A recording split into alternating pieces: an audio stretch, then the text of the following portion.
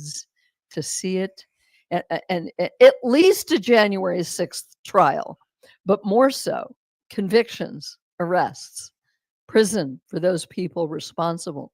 That we knew it was the potential of the end of our America because of what they did, and we have to make sure we're the leaders in letting people know this. We're not overreacting. No, not at all. Every Wednesday, Karen, we do a feature called Fake News. And yesterday, he wasn't in a news situation. He was doing a commencement speech at Wake Forest. But Scott Pelley went on this, yes.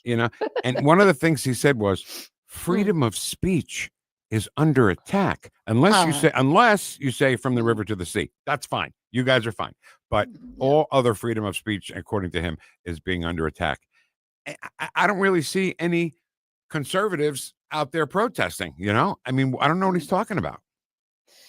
Well, it's as big a bold-faced lie is that Trump is Hitler and he's a threat to democracy and he's a crook and we have to do anything we can.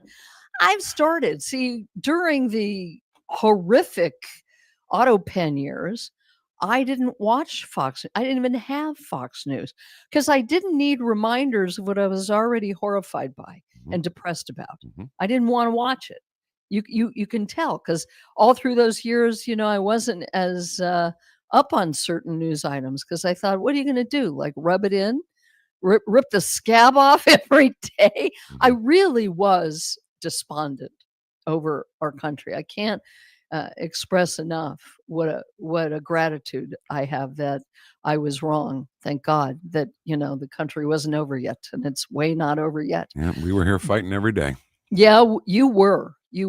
But now I have Fox News and I like Gutfeld. Even my husband, who's always kept telling me, enough politics already. And he said it in that Jewish tone of voice, and he's not Jewish. My two favorites are Waters and Gutfeld. I don't watch him every day, but Gutfeld was fabulous last night. Yeah, in his ability to put it where it's at. It was excellent. I don't know the name of that comedian. There's a Jewish comedian that wears the star around his. Isn't that unapologetic? I love it. I absolutely love it. Most Jews are looking. Don't do that. Right. Don't advertise. So stupid. People are so stupid. All right. So finally, and most important, your tweet from actually May 23rd. You actually reposted one that says Mario Puzo said he had no idea what he was doing when he wrote The Godfather, just a writer in debt chasing it all. After winning 2 Oscars, he bought a screenwriting book, and the book's advice, study The Godfather.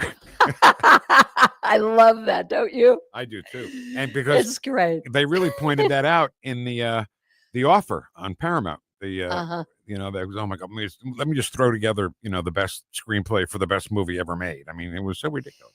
It's really such a much deeper lesson in that little joke about, I hate to say this, but I'm watching and I'm giving a heads up, I'm attending in person the finals of the Cliburn International Van Cliburn Piano Competition. Oh my God.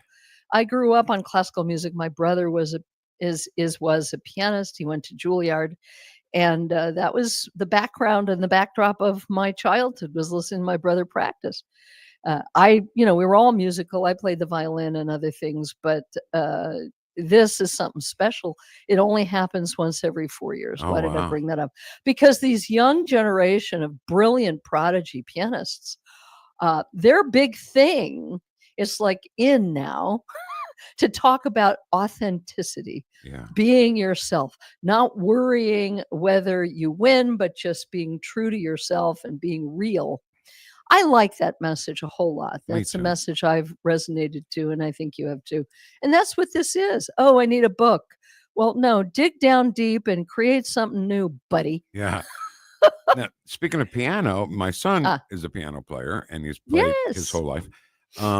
And for him, his piano was his sanctuary, because in middle school, when humans are the worst possible things we can ever be, he would have trouble at school. He would throw his book bag down and he would go right to the piano and start playing. That was his sanctuary. That was his medicine, you know.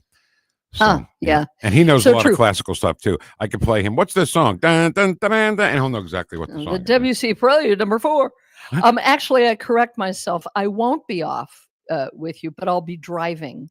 And so I'll pull over and I'll talk to you on the telephone, and I'm headed up to Fort Worth next Thursday to watch it. And just a shameless plug, which has nothing to do with me. If I didn't want to see it in person, you could watch the entire competition online on YouTube, Clyburn.org or Clyburn on YouTube, and you will see the most amazing pianists you've ever seen. Yeah, I'll do that. Just send me that link. And I will. I'll watch it, and I'll turn Chris onto that too, because he just loves the classical stuff. Yeah, they're down to 12. They'll be down to 6. They started with 28. And these are everywhere from all over the world. The best of the best. Okay, and I also want you to know, as we close up here, Hmm. I never skip a day. Every single day I pull up that picture of Chana Bloom, the 10-year-old girl from Warsaw who they killed at 10 years old, because her face, I feel like she is an angel and she is looking at me and looking after me for some reason. I just connect with this photo. That's so beautiful. That's so beautiful. You know, you have such a heart, such a soul. You know, what else can I say? That's keep why going. Come on, keep going. No, right. I mean, it's a beautiful thing, and I'm glad that you do that and that you share that with everyone. Yep, I did. I shared that with a lot of people. Ken's pushing us around here. All right, so have a great weekend, and we will talk to you on Monday's good. Thursday we'll talk to you from the road. Is that it? That's it. Love it. Love you. All right. Okay, love you too. Bye. Bye. Bye, Karen. She's great, man. She is great. Yep. Okay. I can't get it. I still can't get the vision of Scott Pelley out of my head, talking to these college graduates and saying nothing but lies to them. And just being so evil, being so negative. It's like negativity. It is. It is. At your commencement speech? Come on. So the storm that hit on May 16th really devastated a lot of people, a lot of people's homes. Central West End, a lot of those $1 million homes got, destroyed. Yeah. A whole floor missing. So if you want to know how you can help out, go to NewstalkSTL.com. We got a whole bunch of several organizations that are there to help the community recover at NewstalkSTL.com. Ken, it's getting too serious here. Yeah, it is. We need a little levity. We sure do. Can we do that next? Yeah, let's do. Oh, Ken's in a bad mood, everybody. On 1019 94.1 News Talk STL. Welcome home. Watch us on our live stream using Rumble, Facebook, and Twitter. The Vic Porcelli Show. Smitty Werben Jagerman Jensen. True international effort to pressure. Smitty Werben Jagerman Jensen. Oh, he doesn't involve our institution. How did I just? She knows so long as Made in St. Louis for St. Louis. It's News Talk STL. News Talk STL. Always streaming on your smart speaker, our mobile app, or newstalkstl.com. Is your retirement income at risk if you or your spouse needs nursing home or in-home care? Hi, I'm Eric Robert, Director of Investments with the ClearPath Wealth Management Group at Stifel and host of On the Money, Saturday mornings at 9 on News Talk STL 1019. The cost of long-term care is one of the biggest risks in retirement planning. For many retirees, a single nursing home stay can cause a significant reduction in assets that can permanently reduce your retirement income. Fortunately, there are affordable and flexible options available today that can help you manage the cost of long-term care. Our team can help you address the risks relevant to your retirement, including long-term care. To schedule your free retirement plan consultation, go to clearpathinvesting.com. That's clearpathinvesting.com, or call us at 636-695-2650. That's clearpathinvesting.com or 636-695-2650. Stifel Nicholas and Company Incorporated, member SIPC and NYSE. Tony Colombo here for All Solutions Pest Control, the team Christine and I trust to protect our home. We've used multiple services at multiple homes over the years, and I can tell you from all that experience, All Solutions is second to none. If you have a pest problem of any kind, or more importantly, just want to prevent a problem, All Solutions is the team to call. Learn more and take advantage of their incredible $67 introductory offer right now at allsolutionspestcontrol.com. If a pest-free home is your goal, call All Solutions Pest Control. Getting new flooring can be exciting, or it can be a hassle. To make sure you have a great experience, use Michael's Flooring, like I did. Hi, it's Susie Moore, and Michael's Flooring has become my go-to for quality, variety, and an all-around great experience. They've been locally owned and operated for more than 30 years. Carpet, hardwood, laminate, ceramic tile, natural stone, luxury vinyl, it doesn't matter. Michael's Flooring is ready to help. 3 locations to pick from: St. Peter's, Darting Prairie, and Creve Coeur, or online at igotfloor.com. That's igotfloor.com. If you have a phone, you have a radio. Yes, I listen on my phone. Download the all-new Newstalk STL app. Love the all-new Newstalk STL app. It is awesome. And listen anytime. Love the Newstalk STL app. Anywhere.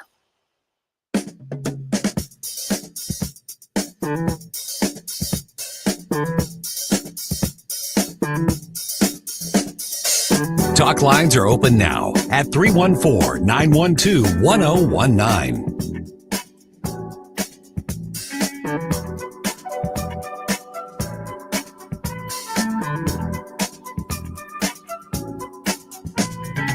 The Vic Porcelli Show. You're mocking me, aren't you? Made in St. Louis for St. Louis. It's Newstalk STL. All right, first of all, are we up on the streams now, Kenny? Yeah. The streams are up. I would like compliments on the haircut, please. What the hell? Looks so good, Vic. Thanks, Ken. I don't pay attention to hair because I don't have any. Ethan, as soon as you saw me, hey, wow, nice hair. Really? Jeff, yeah, Michelle. Wow. Michelle completely ignored me. You completely ignored me. Yeah. So help me out here, all right? A couple compliments on the haircut, all right? God, what's I got to do? Would it kill you to hit the like button? Would it kill you? So, Ken, you, especially today, yeah, are not in a good mood. It's totally justified because, I'm pissed off about stuff in here that people didn't do. No, I'm fine. Okay. But I still think you need a little levity. I just thought it was time I just thought we'd have a little levity today. It's an honor to be here. President Trump is back. News about today's events and conditions. I don't know about you, but I don't want my dollars going towards this crap. A little levity. 77 million Americans voted to elect this president. You ever noticed that the people who are wrong always seem to talk louder than anybody else? I will hold myself to the truth, and I expect everyone in this room to do the same. A little levity today. Yes, a little levity today. You bet. Caroline Levitt. Little levity. So Caroline Levitt, 27 years old, I think maybe possibly the youngest press secretary of all time.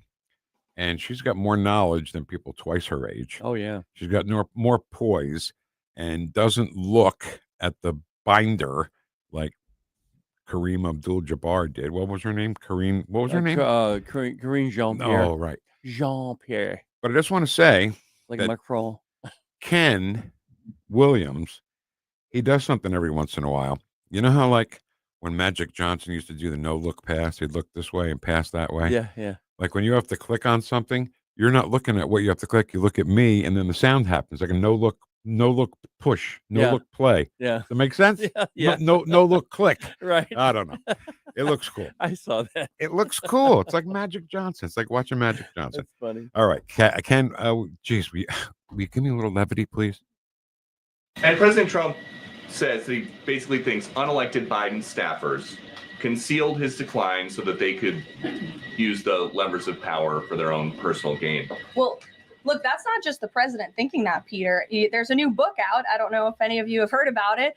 Again, a little bit too late because the American people knew the truth on this from the very beginning. And there were reporters in this room, including some from your network, Peter. I'll give you a little bit of credit here, who have said that clearly Joe Biden's staffers were engaging in this cover up. So this is common sense. This isn't the president making it up. These are facts that are now finally being revealed. You know what, Ken? You know what? I'm just, I mean, I hate that we have a corrupt government. Don't get me wrong. But when President Trump won the election in 2016, they honestly, truly thought that he colluded with the Russians to win the election? They really believed that? Not only did they try to pull off that they believed it, but they said it was worse than Watergate. Yeah, I don't think they believed it for 1 second. In fact, I know they didn't, because they were the corrupt people who created it. They wanted America to believe it, and a lot of people who are like low information people, those low information voters that I talk about once in a while, they believed it, and that's because of them creating it. And the ones who were saying it the most were the ones who wrote the book on Watergate. Right. Yeah. Woodward and Bernstein. Yes, Would always yes. say, oh, this is worse than Watergate. Oh, and it's worse. now we're finding out that Joe Biden was not running the country by any means. Other people were using the auto pen.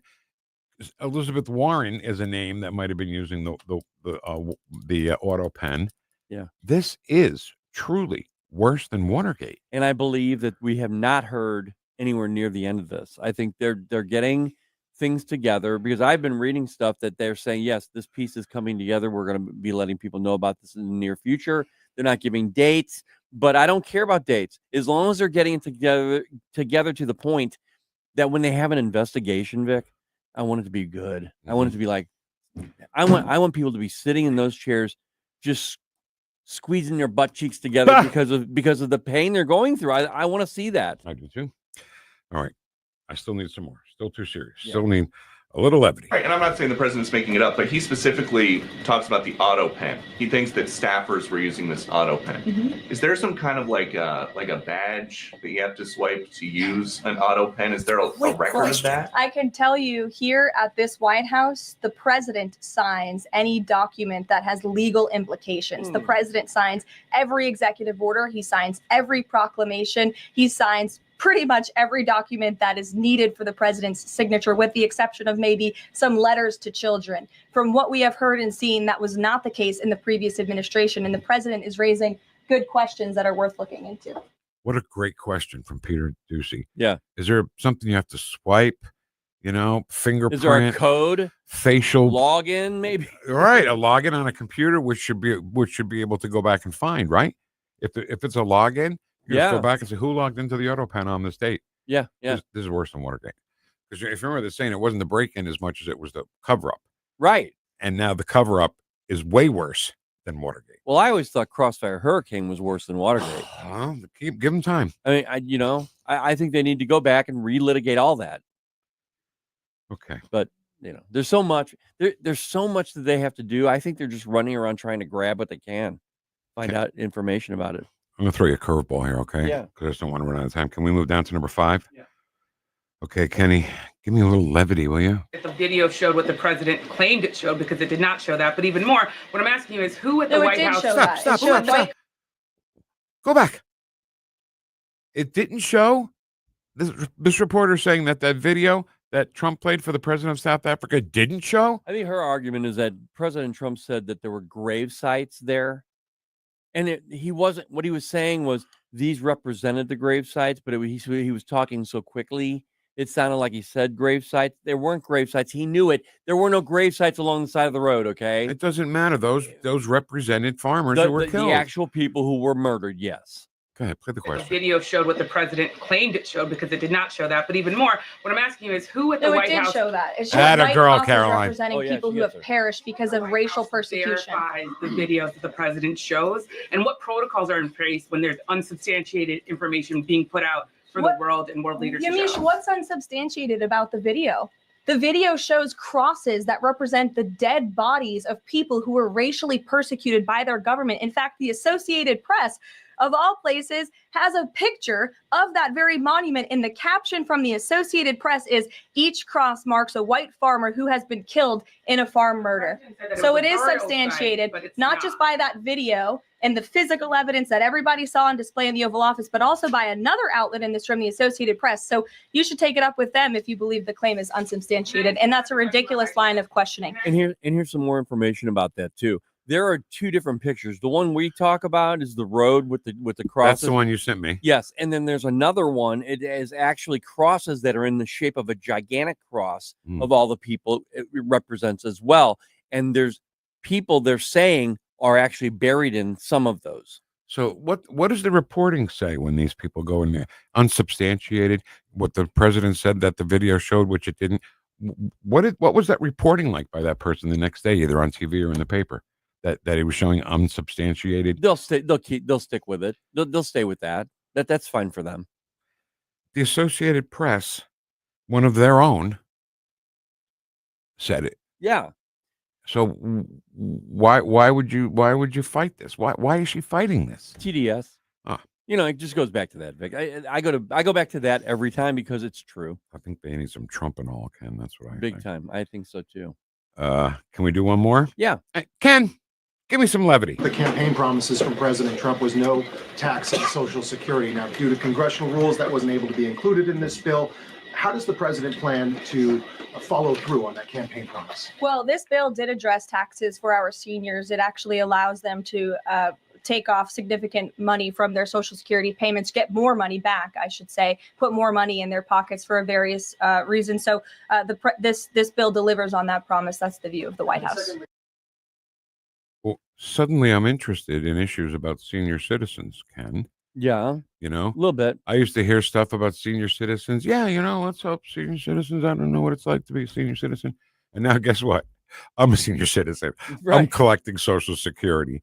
And, Kataline said right there, no taxes on Social Security. I'll take it. Yeah, and I think any way that it benefits senior citizens, I've actually been looking into that ever since, I don't know, as long as I can remember, Vic, because I was worried about my grandparents at the time, so. My father, I think I told the story before. My father's been dead for 23 years. So obviously before that, he said, "Oh, George Bush is going to take away my Social Security." I said, "Dad, who told you that?" Well, Katie Couric said it on the Today Show. Katie said it. Okay, great. That's all the time we have for a little levity. A little levity. Yeah, a little levity. Have a little levity. A little levity.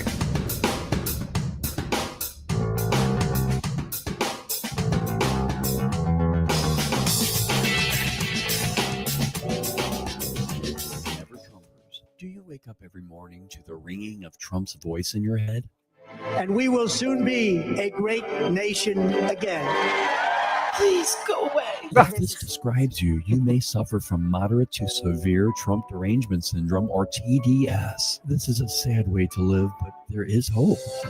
New MAGA strength Trumpanol. With Trumpanol, you'll back the blue, lower taxes, believe in the First and Second Amendments again, and who knows, maybe even admit that Trump is your president. I used to wake up in the morning with the sounds of the orange man screaming in my head. But ever since taking Trumpanol, the voices have gone quiet and I can sleep again. Most of the time. Magadonian approved. I had it really bad. So I take the Ultra Maga Trumpanol with extra Kofifi. And now, instead of calling him criminal, I kind of like the bastard. Hey. Great again with new Trumpanol. Side effects may include the desire to become pro-life, question the media, defund Ukraine, support Israel, wave the American flag, celebrate the 4th of July, close the border. Ask your doctor if Trumpanol is right for you. Make yourself great again with new Trumpanol. I hope somebody who is a liberal who hates Donald Trump heard that midway through and said, "Oh, I should ask my doctor about Trumpanol." I should. I wonder how many people went to their doctor and asked about Trumpanol. Hey, Doc, I need a little Trumpanol, I think. You have the MAGA dose? Yeah, the mega dose. Strength? Mega strength. Mega strength, that it was. Sorry. With extra Kofifi. So, with extra Kofifi. So, listen, Hamas. Who do you think Hamas wanted to win our election in 2024? Don't say it. Think it to yourself. All right. We'll come back with proof of what they wanted next on 101.9 and 94.1 News Talk STL. Welcome home, Buzz. Watch us on our live stream using Rumble, Facebook, and Twitter. The Vic Porcelli Show. How dare you? Made in St. Louis for St. Louis. It's News Talk STL.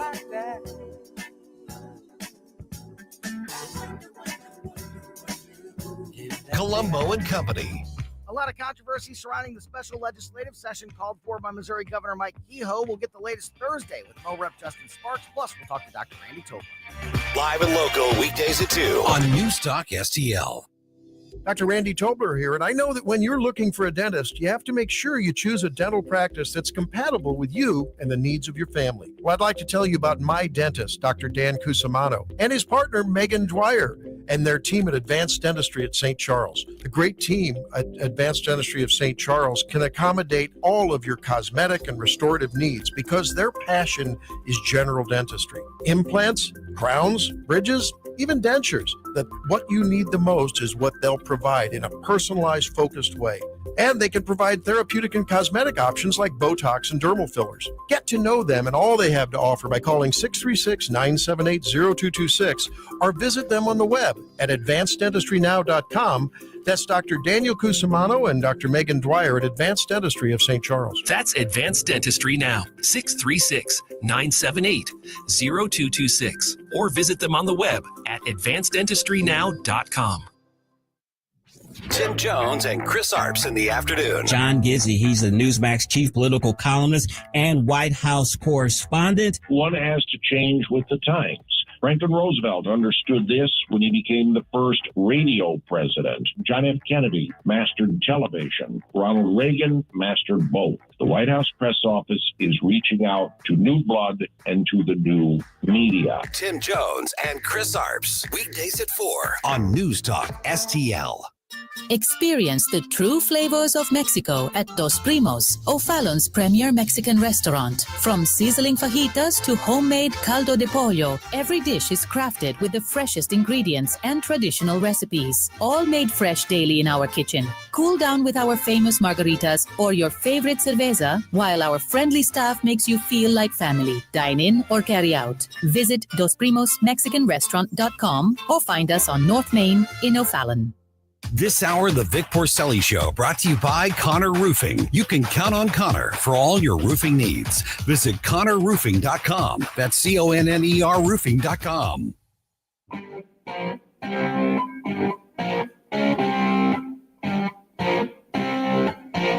Talk lines are open now at 314-912-1019. This is Gina Goff of Goff Productions. I'm producing a new movie in Missouri called At Niangua's End. You're listening to The Vic Porcelli Show on News Talk STL.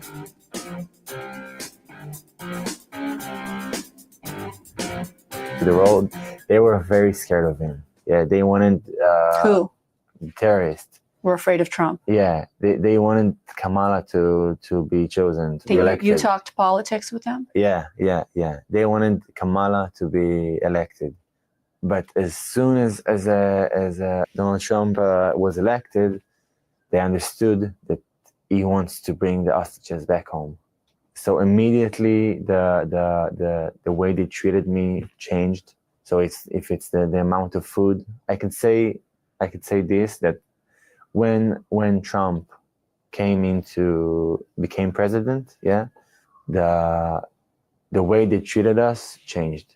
For me personally, this is what I think felt. because they anticipated that a deal would come soon. Yeah. And that's when they started giving you more food. Exactly. More food, treated me better, stopped cursing me, stopped spitting on me. Is she stupid, whoever that person is from CNN? Is she retarded? I mean, what is the problem? You talk politics with them? This whole thing is a political thing. Yeah. This entire event. It's everything. Is a political every thing. facet of it. You open your mouth and you're talking politics about it. They were afraid that Donald Trump. Yeah. No, wait a minute. Let's get this straight. Come on. Really? I mean, that's the way she said. Exactly, Ken. You're exactly right. So that was freed Israeli hostage Omer Shem Tov, who, as you heard, revealed to CNN that the terrorist group Hamas, who held him captive, say they wanted former Vice President Kamala Harris to win the 2024 presidential election. Now, why would that be, Ken? Not so much of why do we want Trump? Why does Hamas not want Trump? But why would Hamas want Kamala Harris? Well, it's simple because it's the same thing we've been talking about. She's a pushover. She knows nothing about international affairs, especially what's going on in the Middle East. And she'll say, well, it's just a big place. It's a really big place. And and what we need to do now is just be nice to them because, Palestine, free Palestine. And because she was actually one of the people who was actually a supporter of that, I think. Yeah. And, she should have made a Venn diagram to show Kamala on one side, Trump on one side, and then just Trump in the middle. So this guy's now released. That's great news. He also helped make our point that when President Trump was elected, he's going to go find people. This kid's not the only person Trump brought home. No. Trump brought people back from Russia, North Korea in his two terms. I think since he became president this time around, there's something like 42 people I think were released. Well, why couldn't Joe do that? That's a great question. But we've talked about this many times. I mean, this is not, if you're conservative, this is not news. This is like, yeah, it's just reaffirming what we think. To a lot of people, though, that hear this and have never heard that, because all they follow is legacy media, if they get a hold of this information, this audio, and hear it, it's probably beyond belief for them. That's right. That's right. And now that audio is out, Hamas looks weaker than they ever looked before. Which we already knew. I mean, that's why they hide in holes. Yeah, exactly right. You know, that's why they live in caves. Yeah, and that's why they kill babies. Because they're cowards. The babies, the babies. I mean, we can go on to, you know, that's why they flew over in October 7th and killed all those innocent people. They're cowards. If they weren't cowards, they would have confronted the enemy, military enemy, face on. But they wouldn't do that. They will never do that. Kafir and Ariel Bibas, two babies that those scumbags killed. Yeah, and we're probably laughing about it. And the smallest coffins are the heaviest. And I want to mention also the Gazans that were the people that they're saying that everybody's killing because they're so innocent. They were the ones who were propping up those dead bodies in the streets. Those were a lot of those people were actually celebrating when they were being drugged through the streets. Okay, so you know, I know it sounds ugly, Vic, but but it's horrible, and we need to understand who these people are. They say, well, they didn't have any choice; they had to elect Hamas. No, they don't. There are so many more people than Hamas. It's a small faction of people. Hamas is a small faction of people that they could overcome and get rid of, and then get a democratic, more of a free type of leadership. Let's just say that. Okay, let's move on. Can we move on to number 10? Yeah. This was such an important piece of audio yesterday. It's Kash Patel being interviewed, I believe, by Brett Baer on Special Report, talking about Jim Comey and his shells that's at 8647.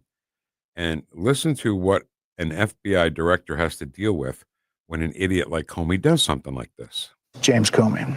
If he wants to come after me, no problem. I've been living rent-free in that guy's head for years, and that's just a bonus. Do you know how many copycats we've had to investigate as a result of that beachside venture from the former director? Is that right? Do you know how many agents I've had to take offline from chasing down child sex predators, fentanyl traffickers, terrorists? Because everywhere across this country, people are popping up on social media and think that a threat to the life of the president of the United States is a joke and they can do it because he did it. That's what I'm having to deal with every single day. And that's what I'm having to pull my agents and analysts off because he thought it was funny to go out there and make a political statement. So, you know, we want everything we want from Kash Patel, right? We want the Epstein files. We want so much stuff from him. And people don't realize, and maybe this was intentional by Jim Comey, now that I think of it, because when he did that 8647 thing, he had to pull people off of other investigations, child sex trafficking cases, because of the copycat of Jim Comey doing 8647, Ken. Because they actually show that they have arrested people who were threatening Donald Trump's life. And here's the thing, okay? We need to understand that, yes, there are lunatics on the right like there are on the left, okay? The difference is, Vic, this. The left loves to use dog whistles for their people, for their crazies. They're doing it every day. They must love it because they're doing it every day, including the former top FBI director, James Comey. He did that. I think he did it for a reason. You're right. He knew what 8647 meant. He knew that. He threw his wife under the bus while they were on the beach just to make a point. And the difference between the left and the right is they incite violence, and these crazies that are on the left say, wait a minute, Jim Comey did it, then I should be able to. Jim Comey also knew that if he put up 8647 with shells on the beach, he knew that there would be copycats and would do it as well. I totally agree with you. He knew that Kash Patel would have to pull agents off of whatever they're working on right now to deal with current threats to the life of the president of the United States. He knew it. Absolutely, he knew it. He knew everything. I think, I didn't even think about this, but you are correct. I think he even knew that he would be pulling resources away from the FBI in order to make this point. Yes. To confuse the situation more. The word resist that's on the left right now, resist 2.0, that means every facet of everything. It means these little things like that. Or I shouldn't say little, but these aggressions that happen that we look at and think, why did he do that? Well, that's part of the resist. Yeah. It's all a part. How many times on social media did you see people do various forms of 8647? And Kash is like, God, send those guys. I know the fentanyl, I get it. The child traffic, I get it. We have to protect the president. Go check out this. How many agents did he have to pull off of different investigations to look into some of these threats on the life of Donald Trump? Well, you look on social media, the massive amount of people that after James Comey did this, okay, just him, you saw Kassenstein do it. There were different people on the, like influencers on the left who said, wait a minute, see what Jim Comey did? Well, look at me. I did this with the pool cues, right? With the pool balls. And then other people followed that. And then you had people from that jump into on the left. Oh no, I'm just going to straight out say it. He's going to be dead. I want him dead. I want him dead. And they were saying this stuff. And I'm thinking, I'm on social media. I'm thinking, my God, karma's a bitch, people. I mean, if you want to keep doing this stuff, I just think that I could never, ever wish anything like that on any human being. I don't care how bad I hate. I don't really hate anybody. Oh, I do.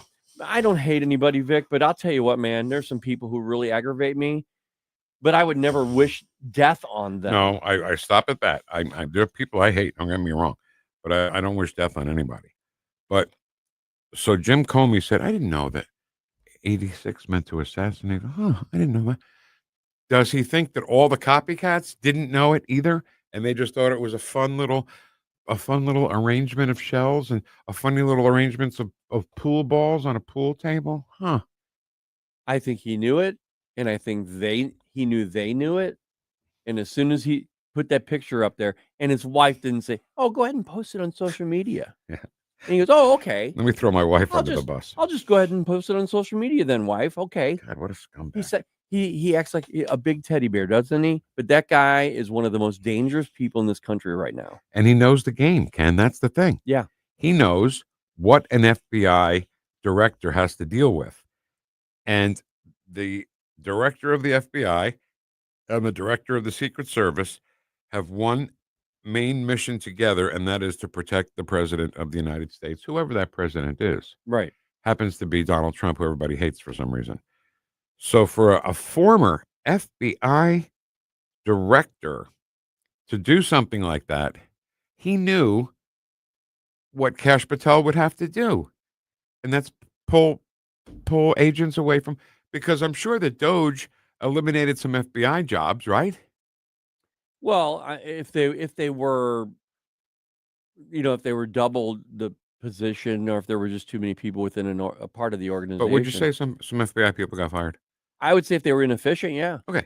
So James Comey knew that. See? James Comey knew that there was a finite amount of FBI agents who are working on other things that are very important: child sex trafficking, fentanyl, cartels. Oh, yeah, Jeffrey Epstein, to know that this would completely screw up Kash Patel. And Kash is great because he's like, hey, you know what? I live rent free in that guy's head anyway, so it's okay. So that's a bonus for him. He Right, said, yeah, right. yeah. But I think it's a big distraction to the department. I really do. I think it's dangerous. I think that we need to be very cautious of the people that are on the left right now, because they don't like this country. I'll tell you, man, I believe that the Democrat Party, and I'm not talking about your typical Democrat that lives his life, whatever. I'm talking about the leadership in the Democrat Party right now has gone so far left. They can't like Americans. They can't like the America that we know. They can't be patriots. They lean communist. They lean fascist. They lean authoritarian. So I know they hate Trump, but have they ever read a history book on what's happened to countries who have gone under socialist, communist, Marxist leadership? There's nothing there for you. It never has worked out ever in the history of this world. Have you ever seen some of the people? There's photos of people who snuck into North Korea posing as, I don't know, tourists or whatever, and he takes pictures of what it's really like in North Korea. It's bad. I mean, people are eating their dogs. Well, they take pictures of North and South Korea from space, right? And the South Korea is flourishing. The lights are all on at night, but in North Korea, there's no lights. They can't afford it. And he lives like a king. Yeah, and then someone would say, "Well, look at China. They've got communism and it's flourishing." No, it's not. No, it's not. First of all, social credit scores. Go ahead and live under that for a week and see what happens. Number two, they control everything, and it's not communism. It's capitalism with a communist tinge to it, but it's not true communism like you guys claim that you want. But they locked people inside their own homes during COVID, and people were literally screaming and dying of starvation, not of COVID, but of starvation. And the visual that created, remember the picture of that apartment complex Yes. with like 3,000 people in it? They were locked in. Yeah. I don't know what you call that as far as government goes, but I know it sucks. All right. Our evil plan. Nate Lucas is going to help us. Hopefully, Representative Burlison will as well. That's all up next after the news on 101.9 and 94.1 News Talk STL, number one for live and local conservative talk. Hey folks, Jamie Allman here. Exciting things are happening at the Hideout in High Ridge. Famous for the Sunset Patio, 4 big screen TVs, live music and events, and of course, the wings. The Hideout now has a brand new menu featuring handcrafted burgers and new items like their signature sunset dip and Dave's Chili. And now a second location, the Hideout at Sugar Creek Golf Course in High Ridge, featuring great event space. You can stop by for lunch or dinner. The new 2025 Hideout and the new Hideout at Sugar Creek Golf Course. We'll see you there. Concerned about the condition of your windows driving up your energy bills? I was too. It's only called STL Windows and Doors. Their Provia windows combine old world craftsmanship the professional way, the Provia way, with over 65 years of combined experience, locally owned, offering competitive pricing and personalized service that the big box companies can't match. Call today for your free in-home estimate and start saving tomorrow. 314-277-5952 or stlwindowsanddoors.com. To our brave police officers and first responders, we say thank you for risking your lives to protect us. To all the incredible volunteers who've joined hands with the David Dorn Foundation to raise funds for equipment and services, we extend our heartfelt gratitude. We stand strong with our volunteers who give their time, talent, and dedication as a shield of support for those who rush into danger. The David Dorn Foundation gives a big thank you from our heart to yours. Visit dornfoundation.com and join as a volunteer. This is Mark Harder with RE/MAX Results, the #1 RE/MAX franchise in the region. As a licensed real estate broker with RE/MAX Results for over 20 years, I've seen the ups and downs of many real estate markets, including the one we're in right now. With the spring market in full swing, now is the time to leap into the buying or selling of your home. Someday is not a day. Today is the day to make your move. Call me at 314-852-8933 or email me at markhardersells@gmail.com. KLGY HD3 Clayton, K270BW Bellefonte, KNBS Bowling Green. This is News Talk STL at 101.9, 94.1, and always streaming at NewstalkSTL.com. News this hour from townhall.com. I'm Rich Thomason. A federal trade court has ruled against President Trump's tariffs. They made no ruling, however, on the other mechanisms that Trump can still use and which he did in the past to implement these tariffs. Heritage Foundation chief economist E.J. Antoni telling the Salem Radio Network. By no means is this the final word in this whole tariff fight. And the other really important thing is that this ruling can be appealed to the Supreme Court. That would be the next step here if the administration still wants to go down the route, again, of using this IEEPA mechanism. And the administration is appealing the ruling. Elon Musk's time has come. He's stepping down as head of DOGE, the Department of Government Efficiency. Thanking President Trump, Musk says work of DOGE will go on as he once again takes the helm of his sprawling business empire. A new analysis of Medicaid waste and fraud and the impact of the president's budget and tax cut bill. The analysis comes at a crucial point on Capitol Hill, with the Senate about to debate President Donald Trump's One Big Beautiful Bill Act that the House of Representatives approved May 22nd on a 215 to 214 vote. Democrats claim the bill requires slashing Medicaid spending by more than $800 billion and that millions of recipients will lose their benefits as a result. But the new analysis also provides substantial evidence to support Speaker Mike Johnson's insistence that eliminating waste and fraud in the program and restoring genuine work requirements will not mean reductions in care for anybody who is genuinely eligible for Medicaid. Bernie Bennett reporting. In a revised estimate, the government says the American economy measured by the gross domestic product shrank 0.2% in the first quarter. Some Chinese nationals studying in the U.S. may want to start packing their bags. Secretary of State Rubio says their backgrounds will be closely scrutinized in a bid to get rid of Chinese spies. On Wall Street, the Dow trading 56 points higher. More on these stories, townhall.com. Dennis Prager here. You've heard me say that the more you appreciate what you have, the happier you will be. I also think you need to protect what you have. Did you know that last year, 1 in 10 Americans was targeted for real estate fraud? Imagine waking up one morning to find that all of your hard-earned equity has been stolen. There's a company that I endorse that stops these crimes from happening to you. That company is Equity Protect. And the truth is, if you own your own home, mortgage-free, or you have high equity, you should have Equity Protect. Right now, Equity Protect is offering my listeners a great deal, 30% off your first year. Just go to equityprotect.com/Prager. That's equityprotect.com/Prager. Use the discount code Prager30. Once you have Equity Protect, you don't even need to check. You can trust the team at Equity Protect. This hour of News Talk STL is brought to you by Stifel, serving investors for over 130 years. Contact your Stifel financial advisor at stifel.com. That's STIFEL.com. From the Michaels Flooring Outlet Weather Center.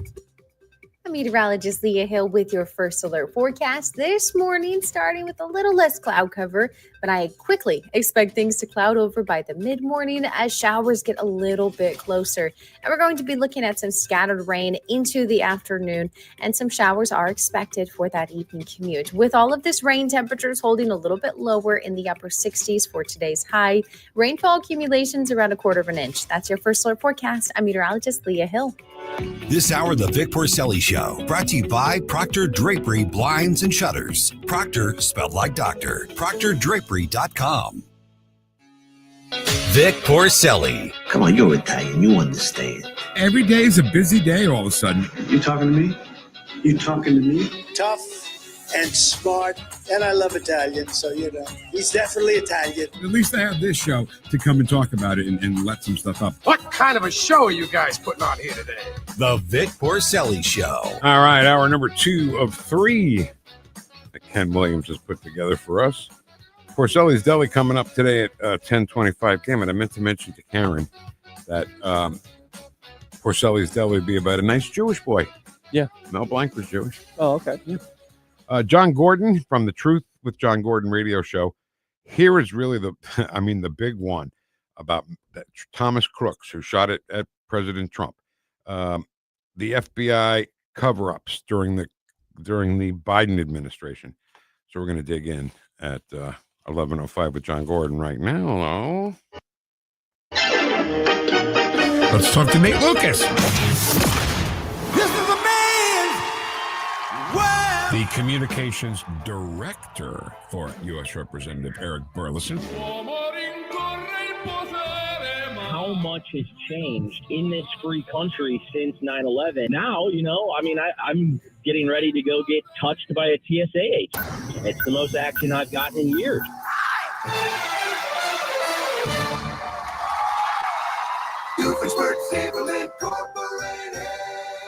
Yep, Doofenshmirtz Evil Incorporated is up to a new plan. Morning, Nate.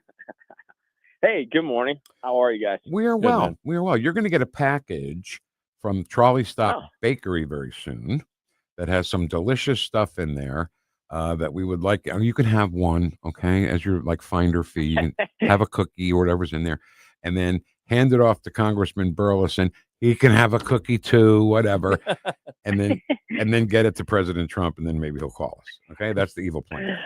Man, I feel like this has been my life. This has been my whole life. Whether I was an intern under John Hadley, I would go get his coffee from Mr. Mike Shannon. I was getting him his Diet Cokes and whatever else. So I'll just continue the theme. I'll pass your packages along to Donald Trump. I would never ask you to make me coffee, though. Okay, in all my years in this business, I've never asked an intern to go get me a cup of coffee. But Nate, just think about it this way: you're actually moving up, though. Because you're actually doing, if you're going to be passing something off to somebody, it might as well be President Trump. That's awesome. That's right. From John Hadley to President Trump. There you go. See, that's the way to look at it, dude. And pretty soon you'll be able to say, "Hey, you get me coffee." That's right. All right. That's right. So let's talk about free speech for a minute, Nate, because Scott Pelley did this commencement speech at Wake Forest, and he said, freedom of speech is under attack. Unless you say, let's kill all the Jews from the river to the sea, then you're okay, right? Yeah, that's exactly right. And this guy, Scott Pelley, holy smokes, did he let some steam off his chest and really let us know how he felt when he got up to give that commencement address. Holy cow. Is he retired from 60 Minutes? No, still doing it. Yeah. Okay. Well, so now anytime, I don't know why you'd be watching 60 Minutes still to begin with, but if you do happen to find yourself watching that program, how can he have even an ounce of unbiased reporting left in his entire being? And anyone who's watched Scott Pelley for a long time knows that he has no integrity whatsoever. And for him to parade himself as a journalist is a complete disgrace to journalism as a whole. But wow, it seemed like that had been sitting with him for a long time. And for him to acknowledge that he thinks right now that Donald Trump is the administration that is halting free speech. Hello. It's amazing to me how fast we have forgotten the 4 years of utter hell that we went through, and our individual liberties and freedoms were constantly stomped on by the Biden-Harris administration and all of the fools that were part of that whole joke. So it would be nice if the GOP stepped up to the plate and started hitting home runs against these tyrants who slapped us across the face left and right for not getting a stupid COVID shot or any of the other nonsense they threw at us, and start throwing these people in jail, for God's sakes. Yep. And just so you know, just so everybody knows, that Scott Pelley joins a long list of failures who have anchored the CBS Evening News. Nora O'Donnell, piece of crap. She was terrible. Jeff Glor, he was there, so we don't remember what he looks like. It was so short. Who was that? Exactly. Scott Pelley, Katie Couric, Connie Chung, Dan Rather. Okay, he was successful, but he was a liar. But I think that if you host the CBS Evening News, you should have some sort of credibility behind you before you get into that position, right? Absolutely. And for him to lament things like division and disinformation you have to be so tone deaf to ignore that legacy media outlets like CBS have been fueling both of those for years. Apparently, he hasn't looked at what the perception is of legacy media, or for that matter, CBS News, quote unquote, as a whole. You don't have to go back that far either to remember Margaret Brennan and Miss O'Donnell during the debate in which they continuously tried to fact check Donald Trump while he was debating, and they were getting things wrong. So, I am shocked. I would like to see, the big debate up on Capitol Hill is to rescind the public broadcasting money for NPR and CBS. But quite frankly, why do these stations like CBS and NBC and ABC still continue to get cover as essential elements to our media landscape? I think that they should, just like NPR and PBS, should have to go, fund themselves entirely. I think that the same thing with CBS, NPR, and ABC. They have completely trashed any ounce of any sort of special treatment that they should get from the federal government. I think they should have their licenses revoked, just frankly, by the FCC. Oh, I totally agree with that. Hey, guys, one problem that I had, and I know Pelly, he did a terrible job there, but there's some other aspect to that we need to think about. All of those families that were there, okay, it's only been a couple of years where I watched my daughter graduate from college, and it was an event the whole day. It was just a thing for the kids, and the positive messages that they delivered. It was awesome. But can you imagine be sitting in that audience and in hearing him talk like that? I'd be like, I would have probably stood up and said, "Shut up!" You know what I mean? It was terrible. That tore those kids down. It didn't do anything to build them up at all. No, and who wants to go to a celebration and be lectured by Scott Pelley? Right. Let's just look at two things. The Russian collusion hoax, which 60 Minutes gave an abundance of airtime to the Trump-Russia collusion theory. They debunked, they didn't even really give any merit to the fact that the Mueller report and the Durham investigation debunked those. They just moved on with their coverage. And then, of course, the Hunter Biden laptop suppression, which they labeled as Russian disinformation. We know that it was real, and yet they still won't even accurately report on it. So I just can't imagine going to a celebration for a graduation and having to sit through some lecture from some blowhard like Scott Pelley. I would have left in protest, and if I knew Pelley was the commencement speaker to begin with, I wouldn't even given it the time of day to show up. Right. I'll bet some of those kids were like, I should have went to trade school. Yeah, really. Here's the sad part, and Scott Pelley might want to understand this. Most of the people probably in that audience didn't even know who Scott Pelley is. That's a great point. Because he's irrelevant, and 60 Minutes is irrelevant, and that's the shame of it all, is that they've taken a program that was once maybe looked upon as investigative journalism, and they've just spat on it. Well, so Scott Pelley is no different than just Where's Waldo and a crowd of people in red suits. It's funny. One commencement this week had Kermit the Frog do the commencement speech. More kids knew Kermit the Frog than Scott Pelley. Kermit the Frog. Kermit the Frog here. And that was at the University of Maryland. My coworker was telling me that Kermit the Frog was giving the commencement speech, and I said, "Okay, now wait a second. You mean like the guy who does the Kermit the Frog voiceover?" And I looked into this a little more. No, sure enough, it was just Kermit the Frog giving the commencement speech. I know we live in a weird culture, but although I guess in some ways I'd be more compelled to go listen to Kermit the Frog than Scott Pelley. So, but still, if you're in the audience, either at Wake Forest or Maryland, I'm sure some kids like, I really should have went to trade school. I wouldn't have to dealing with Can this. you imagine paying, forking over the however many tens of thousands of dollars to get an education, and your big reward is you get to go hear from Kermit the Frog? Oh boy. And you have to tell people that, oh, you graduated college. Who did the commencement speech? Will Kermit the Frog. Okay, great. That's great. All right. So this cracks me up too. This is great because of the big debate now with NPR and PBS and defunding them and everything. This is I guess a tweet at the time when it was still Twitter from NPR's public editor, and says, "Why haven't you seen any stories from NPR about the New York Post's Hunter Biden story?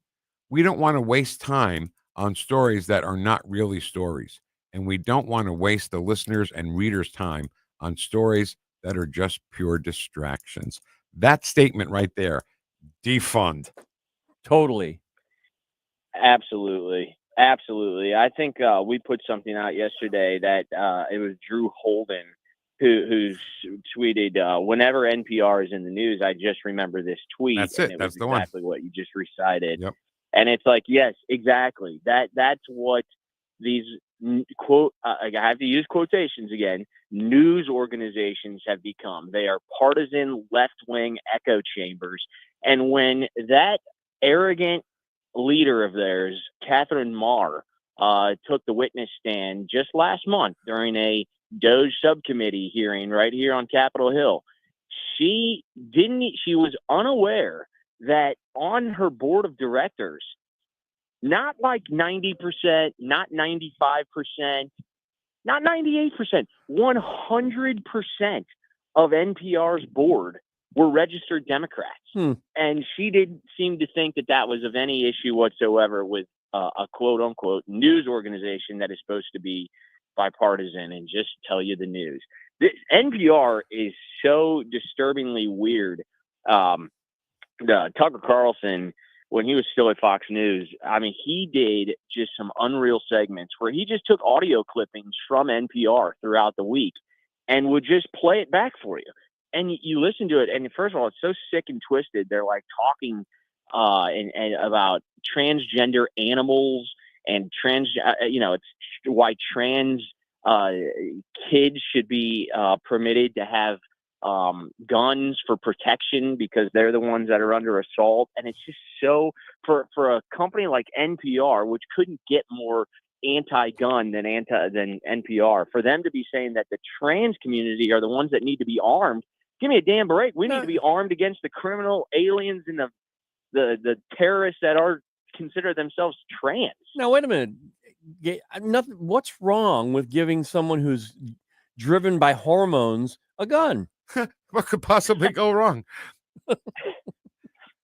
I don't know. Look at the most recent school shooting. No kidding. No lie. No lie. All right, we're talking to Nate Lucas, who is the what are you? Oh, communications director. No, you're not. Go get me coffee. The communications director for U.S. Representative Eric Burlison. So I want to give you a homework assignment, if you can stomach it, if you can stand it. Saturdays on NPR, there is a show called The New Yorker Radio Hour, and the host is David Remnick. I'm David Remnick, and this is the NPR. This is NPR's New York Radio Hour. Donald Trump is a terrible person. That is our topic for today, just like last week and just like next week. I swear to God, the entire show is how terrible Donald Trump is. Well, I guess if I have to stomach it, I will do it for you. Thank you, Nate. I knew you'd do that for me. The cookies are more important, but this is secondary. Getting the cookies to President Trump, that's the more important part. You know, this Trolley Stop Bakery is the official bakery of the Vic Porcelli Show. I don't know if you know that. I listen, you keep talking about these cookies, and they better arrive soon because I have what some would call sugar addiction, and cookies are kind of oh my goodness. You give me a cookie and it'll be gone in faster than you can blink. It's disgusting how fast I can destroy a box of cookies. So President Trump will get an empty box of cookies? Is that what you're saying? Well, but I'll tell him how great the bakery is. Yeah. And he'll be like, cookies are in your wheelhouse, right? What? He probably likes those cookies that, remember, didn't McDonald's used to do cookies or something that were just like sugar cookies in a sleeve?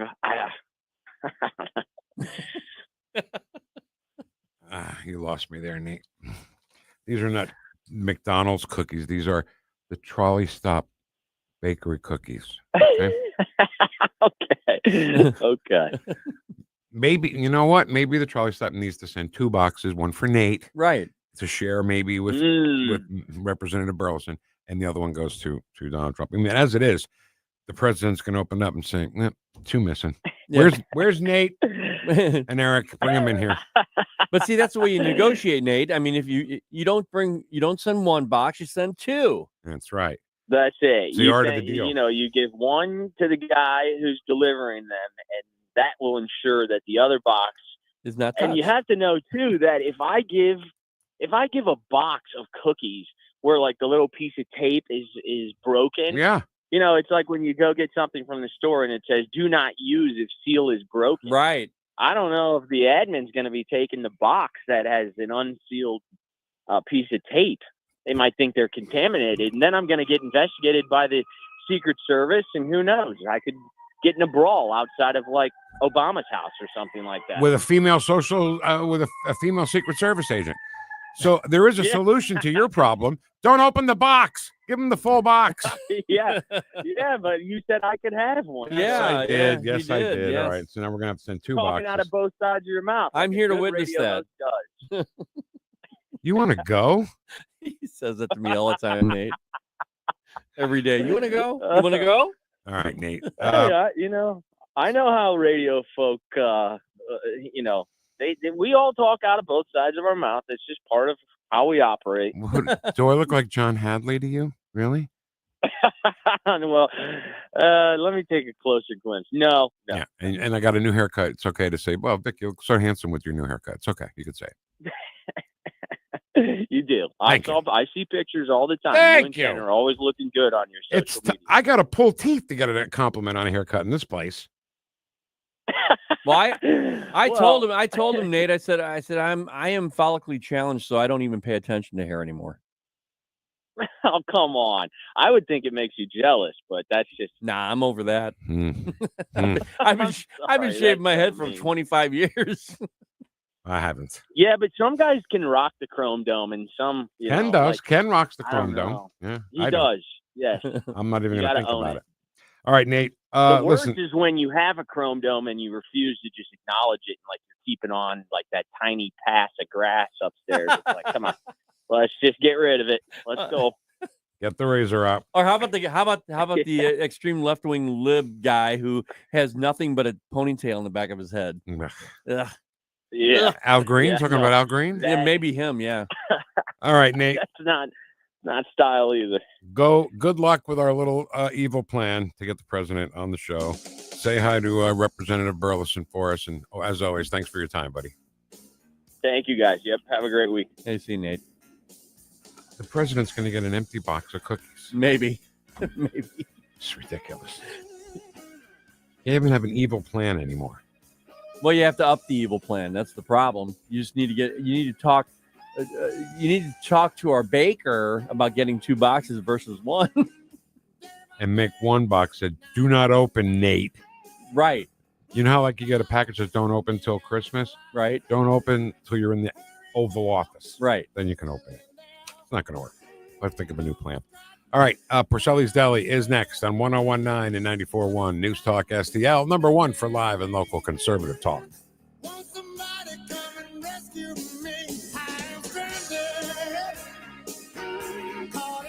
Follow us on Rumble at NewstalkSTL.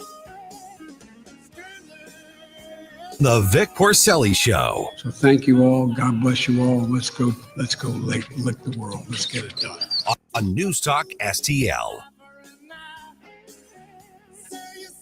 If you're considering an annuity as part of your retirement plan, we need to talk. Hi, I'm Bob Stockdale, Senior Vice President Investments with the ClearPath Wealth Management Group at Stifel and host of On the Money Saturday mornings at 9 on News Talk STL 101.9. Annuities can be a useful tool for some retirement investors, but not all annuities are created equal. Every week, we meet clients who own complex annuities that don't suit their needs and, in some cases, actively undermine their retirement plan. Before you purchase an annuity, get a second opinion from the ClearPath Wealth Management Group at Stifel. Requesting a consultation is free of charge. To request a free consultation, contact us at clearpathinvesting.com. That's clearpathinvesting.com, or call us at 636-695-2650. That's clearpathinvesting.com or 636-695-2650. Stifel Nicholas and Company Incorporated, member NYSE and SIPC. Hey, folks, Jamie Allman here for Newsteader's Fine Jewelry right there at Doherty Ferry and Big Bend. WowDiamonds.com. It's Wow Diamonds for a reason. These are beautiful lab-grown diamonds. They are gorgeous. They will blind you when you walk in and see them, but that's a good thing. Great engagement sets, wedding sets, all these beautiful God-created gems, sapphires, rubies, you name it, garnets, and also all the gold you need, and the famous bull of a watch, WowDiamonds.com. Tony Colombo here for my dentist, Dr. Matt Boscia at New Creation Dental Care, the one-stop shop for all your family's dental needs. And Dr. Boscia is always expanding his services, now including the incredible all-on-4 full arch implant procedure, full mouth restoration that can give you back your smile in as little as 1 day. No more suffering with damaged or missing teeth or poor fitting dentures. You can see some amazing smile makeovers, learn more about the all-on-4 procedure, and see everything Dr. Boscia can do right now at newcreationdentalcare.com. On the next Larry Connors USA. Russia and Ukraine. When does the fighting stop and the living continue? We'll have the very latest. Larry Connors USA. Now, weeknights 6 until 8 on News Talk STL. Welcome to Porcelli's Deli. Yes, very good. I'll have a Bloody Mary and a steak sandwich and a steak sandwich, please. Over here. Ketchup. Where's the ketchup at? But the Chinese food here is terrible. With Vic Porcelli. He's a very strange young man. He's an idiot. Porcelli's Deli is moved to 1019 and 941 News Talk STL. Come on in. We're open. Have a seat. Vic will tell you a story. Hi there. Come on in and we'll get you some carrot soup. Today we're going to be talking about Melvin Jerome Blanc, or Mel Blanc. And I don't care how old you are, even if you're young, you know his voice and you've seen some cartoons with Mel Blanc's voice on it. He was part of the golden age of American animation. And he, in 1936, he joined Leon Schlesinger's Productions, who were making cartoon shorts for Warner Brothers. And so Mel Blanc, Carl Stalling, who did all the music, all that great music that you hear is done by Carl Stalling, Tex Avery, Bob Clampett, Fritz Freeling, probably the most famous directors of Bugs Bunny cartoons. Well, I'm sorry, Warner Brothers cartoons, some of which, of course, were Bugs Bunny. And when he went to school, his name is actually spelled, his given name was Blank, B-L-A-N-K, but a teacher, when he was 16, said to him, "You're not going to amount to anything, just like your name, Blank." What a thing to say to a kid. No kidding. So he said, okay, fine, changed his name to Blank, and then started working almost immediately after that because he met all these people, and they wanted his voice. And the Warner Brothers cartoons, of course, we know that Mel Blanc was great with all these cartoons. But before that, he was, and during that time, he was on the Jack Benny show. You remember Jack Benny? Oh, yeah. Rochester. He went to put his hand on his face. So tell me. And Mel Blanc would be, this is radio. Okay, it's not TV. This is a Jack Benny radio show. And he would be the car that Jack Benny drove, which was called a Maxwell. And Jack Benny explained. Can you remember the day you bought your first automobile? I can remember driving mine home, for I had my friend Mel Blanc with me. Mel and I still work together, and I still have the Maxwell.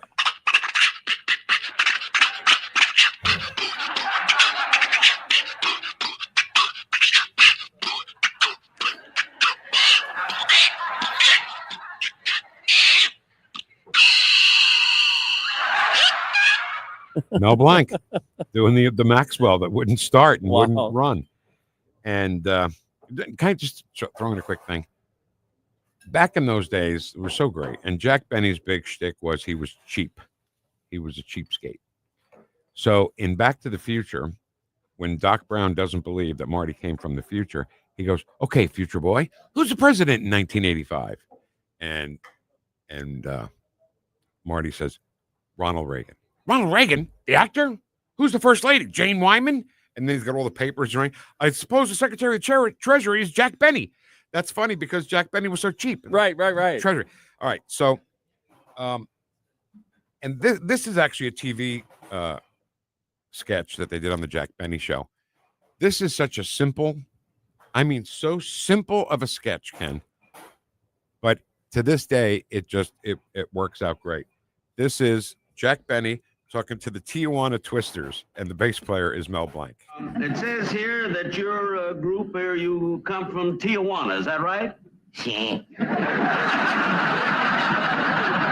And you evidently are the spokesman for the group? Yeah. That means, of course, you're their leader. Yeah. Now, what is your name? Sai. Sai?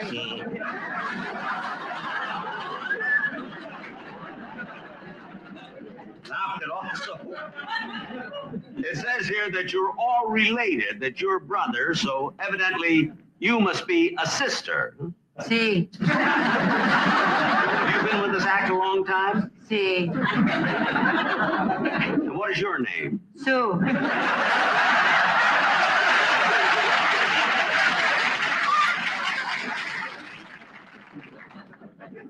Sue? And it goes on. So you must have you guys are just amateurs. You must do some other work. He asked the girl, so what other work do you do? She goes, so see. It's so simple. Yeah. It is so simple and so funny. So that was his work with Jack Benny. And if you've watched a Warner Brothers cartoon, you've heard Mel Blanc's voice. He was the voice of Bugs Bunny. Going up, 6th floor, rubber tires, nylon hose, bobby pins, girdles, alarm clocks, bourbon, butter, and other picture postcards. He was the elevator operator in the department store. Quick story about that. When I was in New Jersey, I was at a radio station, rock station, and I did mornings and hated every minute of it. But we used to do a feature called The Elevator from Hell, where we would play you like Muzak versions of famous rock songs, and you had to tell us what the song was. It's harder than you think. Yeah.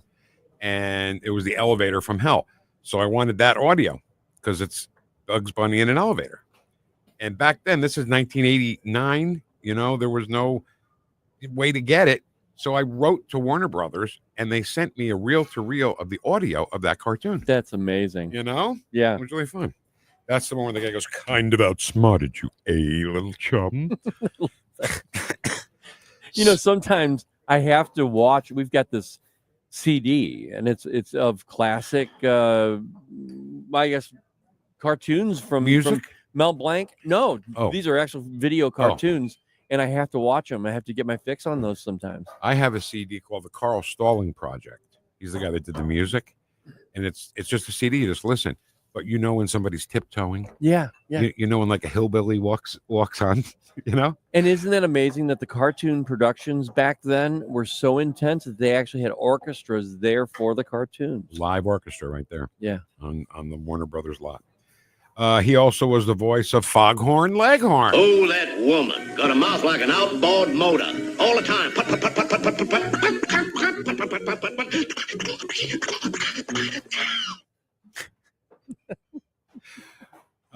Is it amazing though the difference between the voices of like Bugs Bunny and Foghorn Leghorn are two completely different voices? Yeah. And let me tell you, when he did Bugs Bunny, Bugs Bunny would chew on a carrot. He'd say, "What's up, Doc?" Right. And chew on the thing. He would chew it, and then he wouldn't swallow it. He'd spit it into a bucket. And the rumor was that he was allergic to carrots, but he didn't want to use anything else so it would sound authentic. So he used celery or something, but that's not true. He just didn't like the taste of carrots. I don't know, and he would spit it into a bucket. Oh, that's interesting. He also was the voice of Porky Pig. Oh, son of a gun. You thought I was going to say son of a bitch, didn't you? All right, that was not an actual cartoon. They just did that to show off and have some fun. But we use it all the time. Yeah, and yeah, that was a hard to find one, right? Because he was cursing in it. Or... Yeah.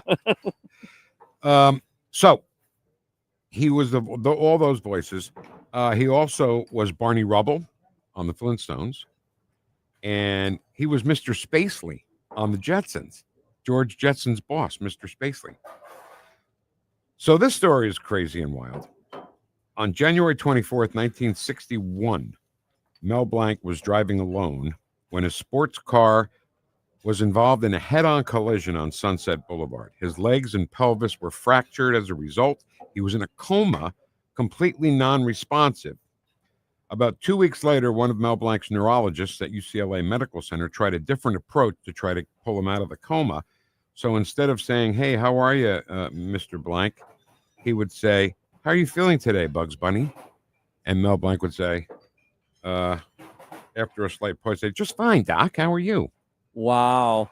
And then he'd ask if Tweety was there too. He said, I thought I saw a putty tat. So his characters that he made got him out of a coma. That's crazy. I mean, it's just nuts. It's a great story. Yeah, it really is. And by the way, that was on Dead Man's Curve, and he sued the city of Los Angeles for $500,000.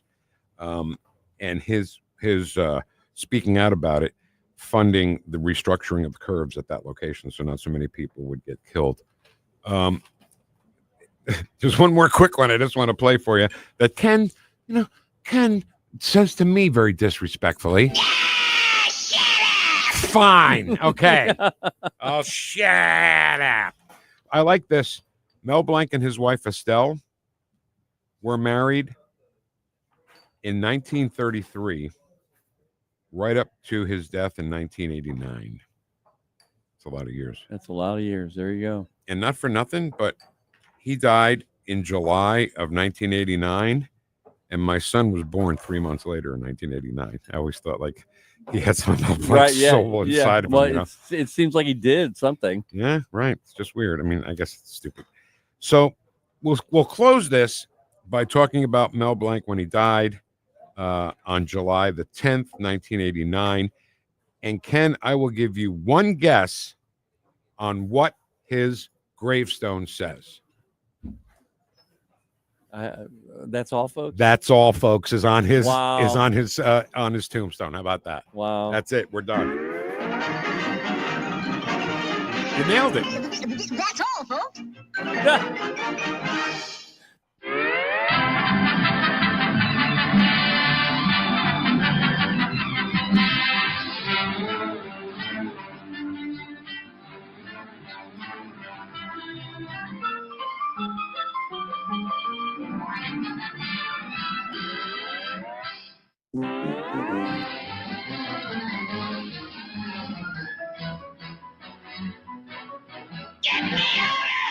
That's him too. So that was the Merry Melodies theme and the Looney Tunes theme back to back. They're two completely different songs. Oh, okay. And what's weird is the Looney Tunes theme, the word is the words to the song are the merry-go-round broke down. Oh, okay. Yeah. And that's it. I like that. Okay, go. We're done.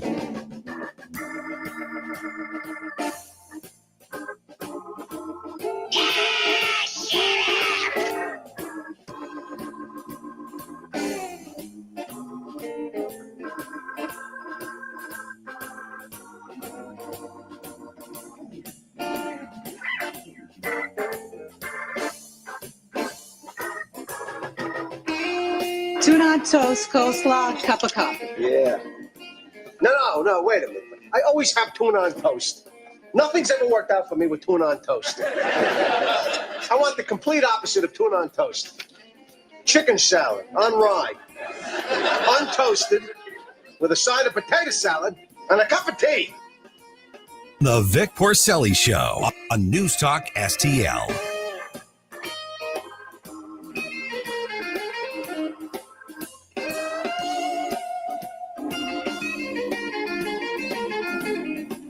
All right, Chris Cooper and Serenity Wealth Management are the most unique wealth management businesses you'll ever see. You know, I mean, when you go into a place, you're nervous, right? You're kind of got some trepidation about talking about your finances.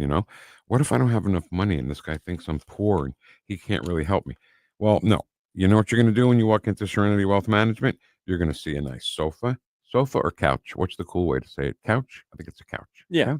Couch fine. Couch. And a fireplace and a TV and a painting of Kramer from Seinfeld is on the wall. Really? What kind of stuffiness do you think is going to happen in a place with that? A sign that says these pretzels are making me thirsty. All that kind of stuff. And there is a Kramer coffee table book right on top of the coffee table. And then, Chris you won't even realize it. He'll talk to you and you won't even realize it where it's like, oh my God, I learned how to leave my money to my kids and not the government or the healthcare community. I mean, God bless the healthcare community. Don't get me wrong. They're great, but they're expensive. So Chris is the guy who will help you. He's got a radio show right here on our radio station called Serenity Wealth Now. What happens there? Completely fun with finance. Fantastic. He also has another book he'd like you to look at for free, The New Holistic Retirement. You can get it at serenitynowtax.com. I swear I don't drink before the show. serenitynowtax.com. Serenity Now, Chris Cooper. Investment advice offered through Fortis Capital Advisors. Serenity Now! All the information I need on the drive to work. Like Ferguson in the morning, we keep it on throughout the day, whether it's local, national, or something big that's happening overseas. News, analysis, and opinion. St. Louis is #1 for conservative talk. NewstalkSTL. When it comes to spending your tax dollars and teaching your kids, governments and school districts should be an open book.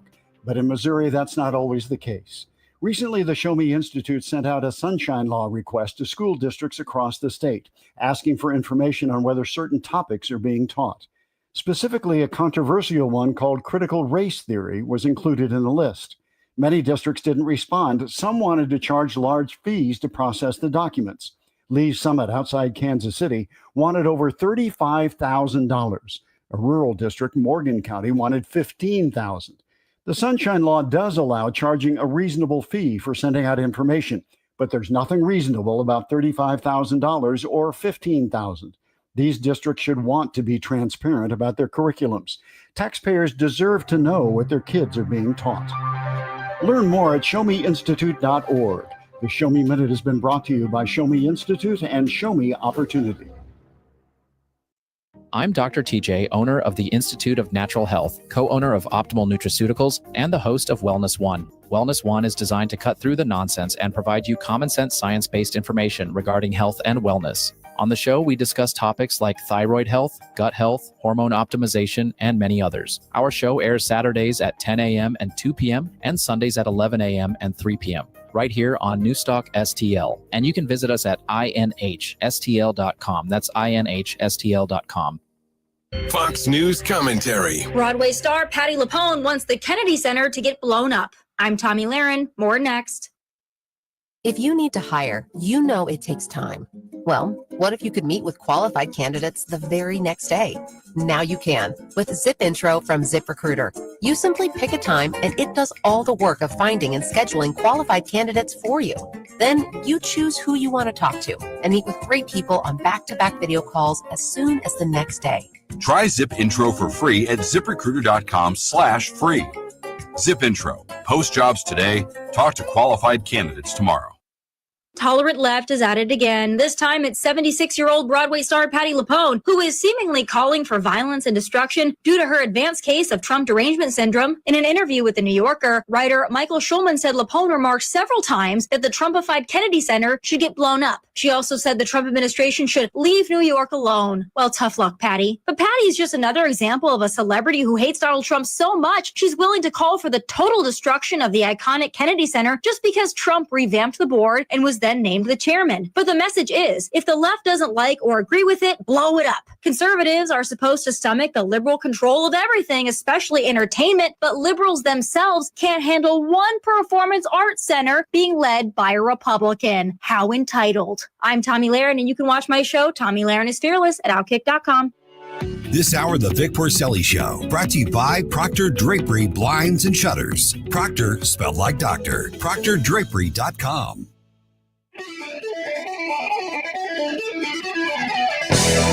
Talk lines are open now at 314-912-1019. The Vic Porcelli Show. You're going to like this guy. He's all right. He's a good fella. He's one of us. You understand? On NewstalkSTL. Oversight is opening up a congressional investigation. I cannot confirm or deny if ICE is investigating him, but we'll see where it plays out. And it isn't just what he says, it's what he does. So, I plan on going to Nashville in the near future. And I said that from day one, that, we're going to hit every sanctuary city. Everybody wants to push back against ICE. We're going to pay a lot of attention to them, because why? It's not a threat.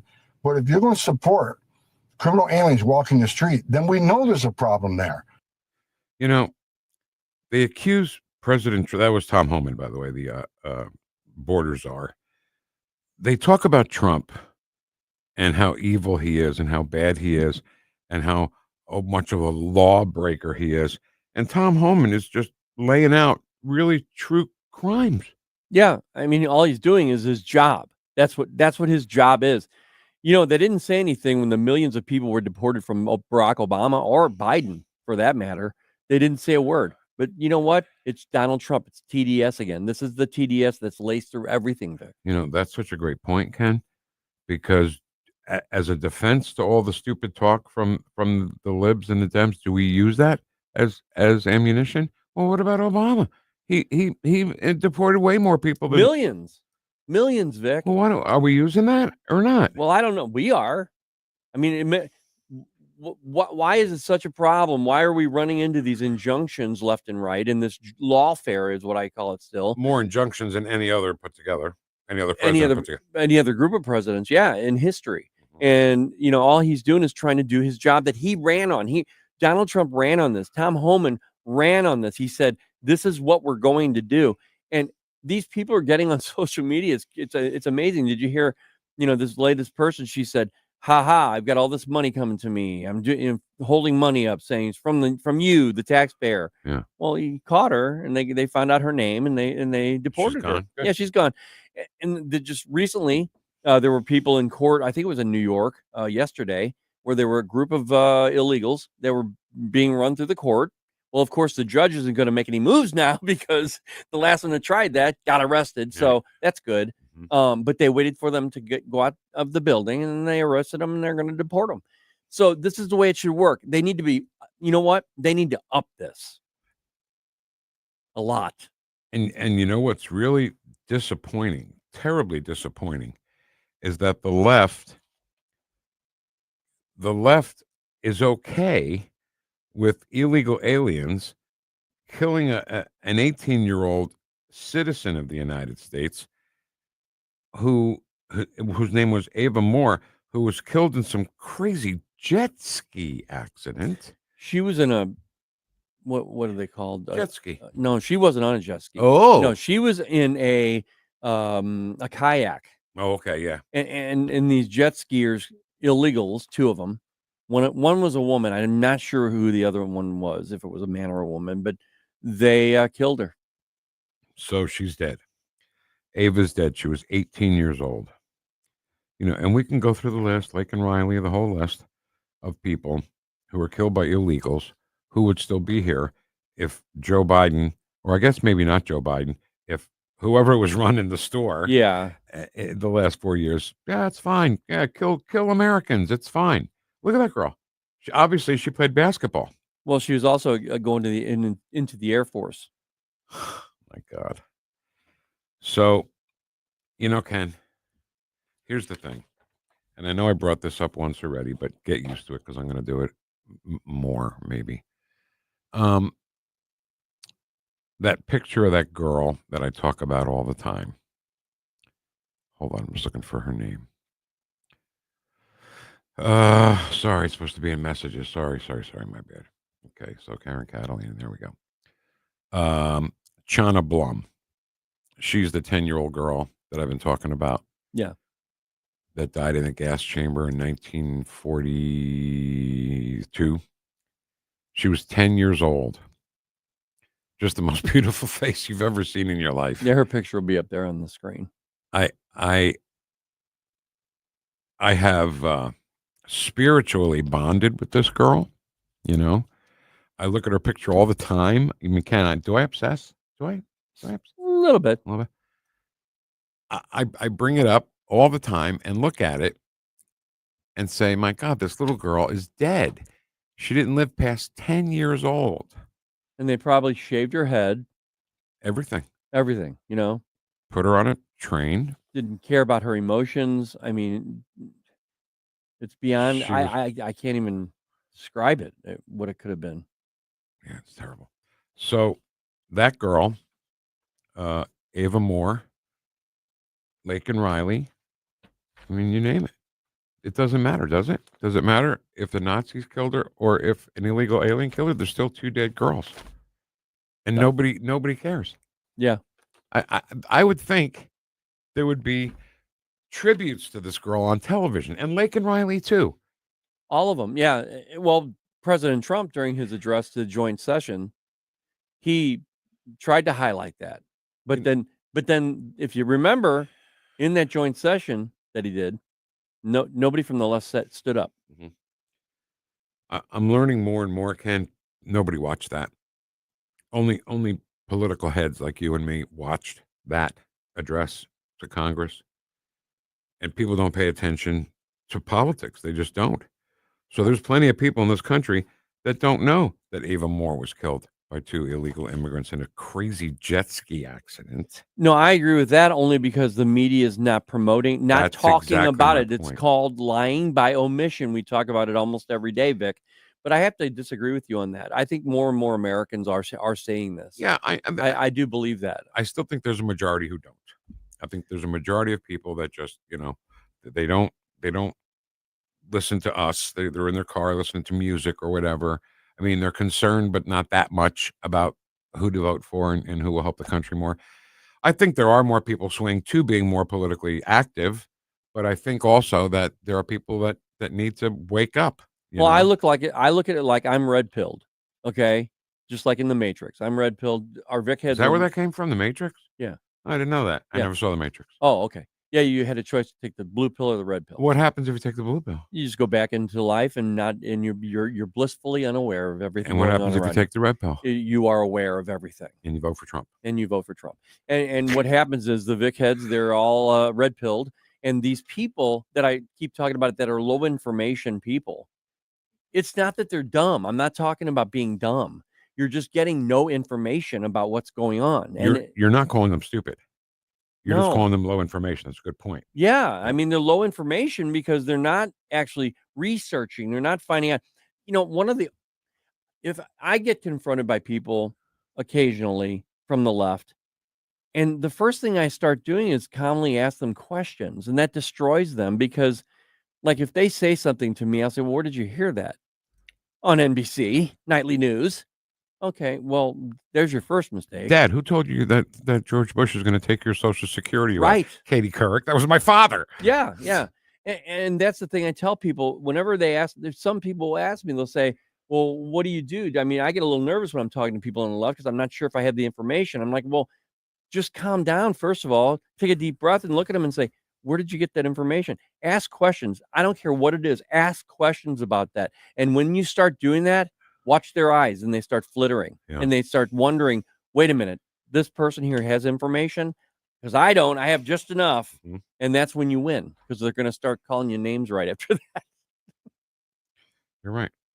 So illegal immigration, of course, is probably the most important thing right now in Donald Trump's presidency because an overwhelming majority of Americans agree with what we're doing, getting the immigrants out, and they don't listen to Hakeem Jeffries. I don't know how many people realize this, but there was a poll that just came out, and it was Rasmussen, and it was also Real Clear Politics, which are two. I think they are. Yes, one leans a little more to the right, but they're both fair, and they both take opinions from both sides.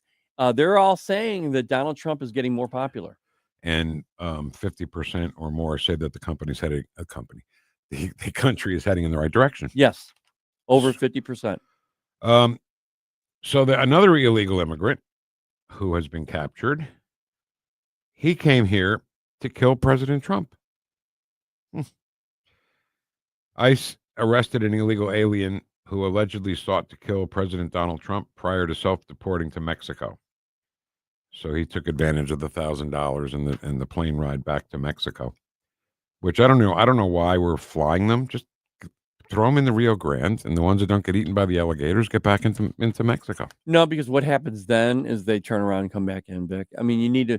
I'm glad they are. They're spending less money, a lot less money, for getting them deported that way than if they were to send them through this long. I guess let them in, let them stay here, and then be on the government dole. What's the difference? If you drop them off in a plane or let them swim across the Rio Grande, what's the difference? Well, I mean, they're going to come back either way. Not if you send them. No, not if you send them all the way back to their country. That's a lot more difficult. Right. What I'm saying is the Mexicans, the people that came from Mexico. Okay, but that percentage, they're not a whole. When you talk about the amount of people who've come over this border, over 20 million people, the larger percentage of all these people, much larger, is from around the world. I mean, it's not. You're talking about Middle East. You're talking about Chinese nationals. Remember when I said to you, 140,000 Chinese nationals crossed the border? They just documented that. This was back in 23, I think. And now we're finding out that there's a good possibility that there are sleeper cells, some of which might even be on Indian reservations because the government can't go in there and find them. So they're saying, well, here, Indians, we will give you money if we could stay in this reservation. Right. I mean, we don't know. Do we know that's happening? No, but I've read these things, and I can't dismiss them completely. You just don't know how many of these people are coming over specifically to kill the president of the United States. No, we don't know. We don't know if they're planning. There might be a cell right now planning some elaborate scheme and know that when Donald Trump appears, they're going to be able to take him out. He needs to worry about that. And I think the Secret Service needs to make that their top priority if they haven't already. Yeah. And not just with President Trump, but with the people that are around him. Yeah, I know we had audio about sleeper cells, but we're too late now. We can't do it now. But sleeper cells exist in America, and they arrested people for terrorism that are in this country. Yeah. Okay, that's great. That's just great. Good job, Biden. Good job, Pocahontas. Coming up, whoever was in charge. All right, the Politburo. The Politburo, yeah, but yeah. The Truth with John Gordon is a great syndicated radio show. The host of that show, John Gordon, will join us, and we'll talk a little bit about people who are trying to kill President Trump while we're on that topic. That is next after the news on 101.9 and 94.1 News Talk STL, #1 for live and local conservative talk. Renewal by Anderson has a great deal for you. $279 off every window, $729 off every patio or entry door. No payments, 0 interest for 18 months. Anderson products increase a home's value by at least 15%.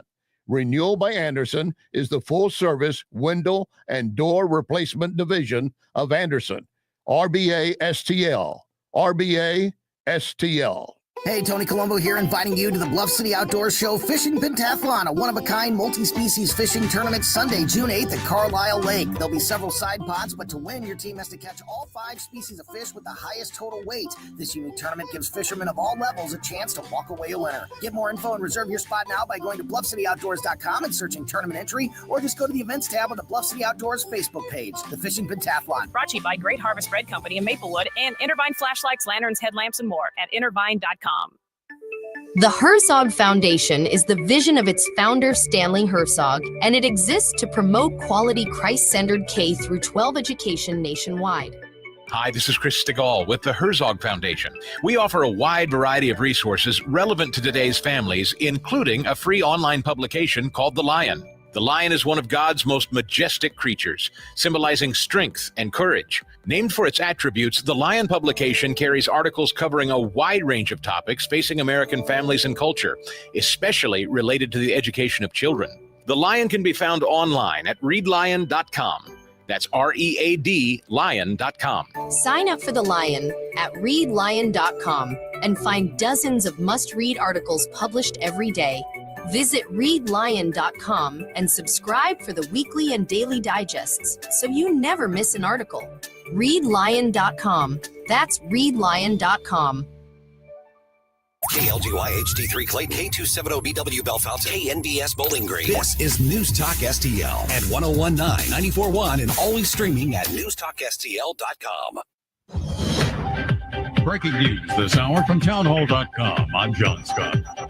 Speaker Mike Johnson bet it all on one big, beautiful bill with a heavy assist from President Trump in the final hours. He delivered. Now offers insight to the Senate.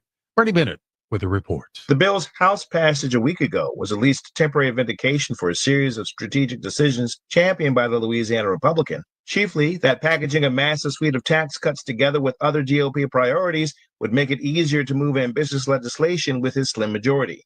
Johnson had to battle for months with factions in his own conference and with the Senate at multiple key junctures. But he plowed through and moved a host of Trump campaign promises closer to the president's desk after a final flurry of negotiations and a rare overnight session on the House floor. Bernie Bennett, Washington. The U.S. economy shrank at a 0.2% annual pace from January through March, the first drop in 3 years. First quarter growth was brought down by a surge in imports as companies in the United States hurried to bring in foreign goods before the president imposed import taxes. The January-March drop in gross domestic product, the nation's output of goods and services, reversed a 2.4% gain in the fourth quarter of 2024. Also at townhall.com, Secretary of State Rubio said some Chinese students would have their U.S. visas revoked, leaving some Chinese university students in Beijing concerned. Chinese students have seen rising rejection rates for visas in recent years amid strained U.S.-China relations, while Hong Kong says it would welcome students from all over who've been impacted by the U.S.'s changing policies. Correspondent Charles Ledesma says the U.S. will begin revoking the visas with some Chinese students, including those studying in critical fields and those with connections to the Chinese Communist Party. On Wall Street, the Dow dropping 243 points, but the NASDAQ is ahead 5. More at townhall.com. Mike Gallagher here, host of the Mike Gallagher Show. If you know me, you know I only put my name behind people and companies I trust. When it comes to mortgages, I trust Mike and Brian at Fellowship Home Loans. They're not just friends. They've done loans for me, my family. I've seen firsthand how they treat every client like their family. And these days, that personal touch really matters. With the cost of everything up, you might be looking for ways to free up cash. Maybe you're thinking about a cash-out refi or HELOC to finish some home projects, consolidate debt, or just get ahead financially. Fellowship is a full-service direct lender, not a broker. They cut out the middleman. That means faster decisions, fewer fees, and less stress. Whether you're buying your first home, downsizing, or refinancing to get some breathing room, they'll tailor fit the loan to your life. Get started at fellowshiphomeloans.com/MikeG, fellowshiphomeloans.com/MikeG, or call 800-510-MIKE, 800-510-6453. Fellowship Home Loans, mortgage lending by the book. Nationwide Mortgage Bankers, DBA Fellowship Home Loans, Equal Housing Lender, NMLS number 819382. This hour of News Talk STL brought to you by Chris Cooper and Serenity Wealth Management. Discover little-known strategies that could be the difference between choosing the care you deserve or having someone else decide it for you. Get a free copy of Chris's book at serenityltc.com. Getting new flooring can be exciting, or it can be a hassle. To make sure you have a great experience, use Michael's Flooring, like I did. Hi, it's Susie Moore, and Michael's Flooring has become my go-to for quality, variety, and an all-around great experience. They've been locally owned and operated for more than 30 years. Carpet, hardwood, laminate, ceramic tile, natural stone, luxury vinyl, it doesn't matter. Michael's Flooring is ready to help. 3 locations to pick from: St. Peter's, Darting Prairie, and Creve Coeur, or online at igotfloor.com. That's igotfloor.com.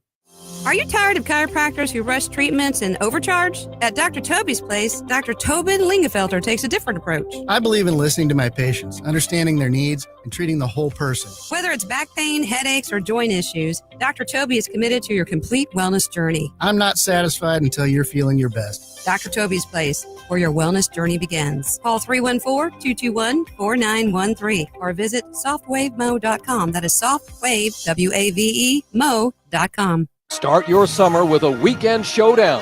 Shohei Ohtani and the Los Angeles Dodgers roll into Busch Stadium June 6th through the 8th.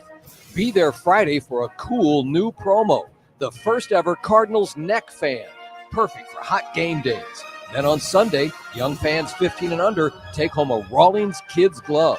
It's a weekend of big matchups and big giveaways. Get your tickets now at cardinals.com/promotions. This is Mason Wynn, St. Louis Cardinals for the Loop. The school year is finally over and it's summer vacation for all our teachers. Celebrate at Busch Stadium. Teachers Night presented by Millipore Sigma is back at the ballpark on Monday, June 9th. With the purchase of a special theme ticket, you can take home an exclusive Teachers-inspired Cardinals jersey featuring the birds on a pencil. As a special treat, the first drink of the summer is on the Cardinals. That's Monday, June 9th. Teachers Night at the ballpark. For tickets and details, visit cardinals.com/theme. This is Steven Matz, St. Louis Cardinals for the Loop. This hour, The Vic Porcelli Show, brought to you by the Trolley Stop Bakery, the official bakery of The Vic Porcelli Show. You're listening to The Vic Porcelli Show. For a 3-hour tour, a 3-hour tour. The weather started getting rough. We squeeze in a dry hump day under partly sunny skies.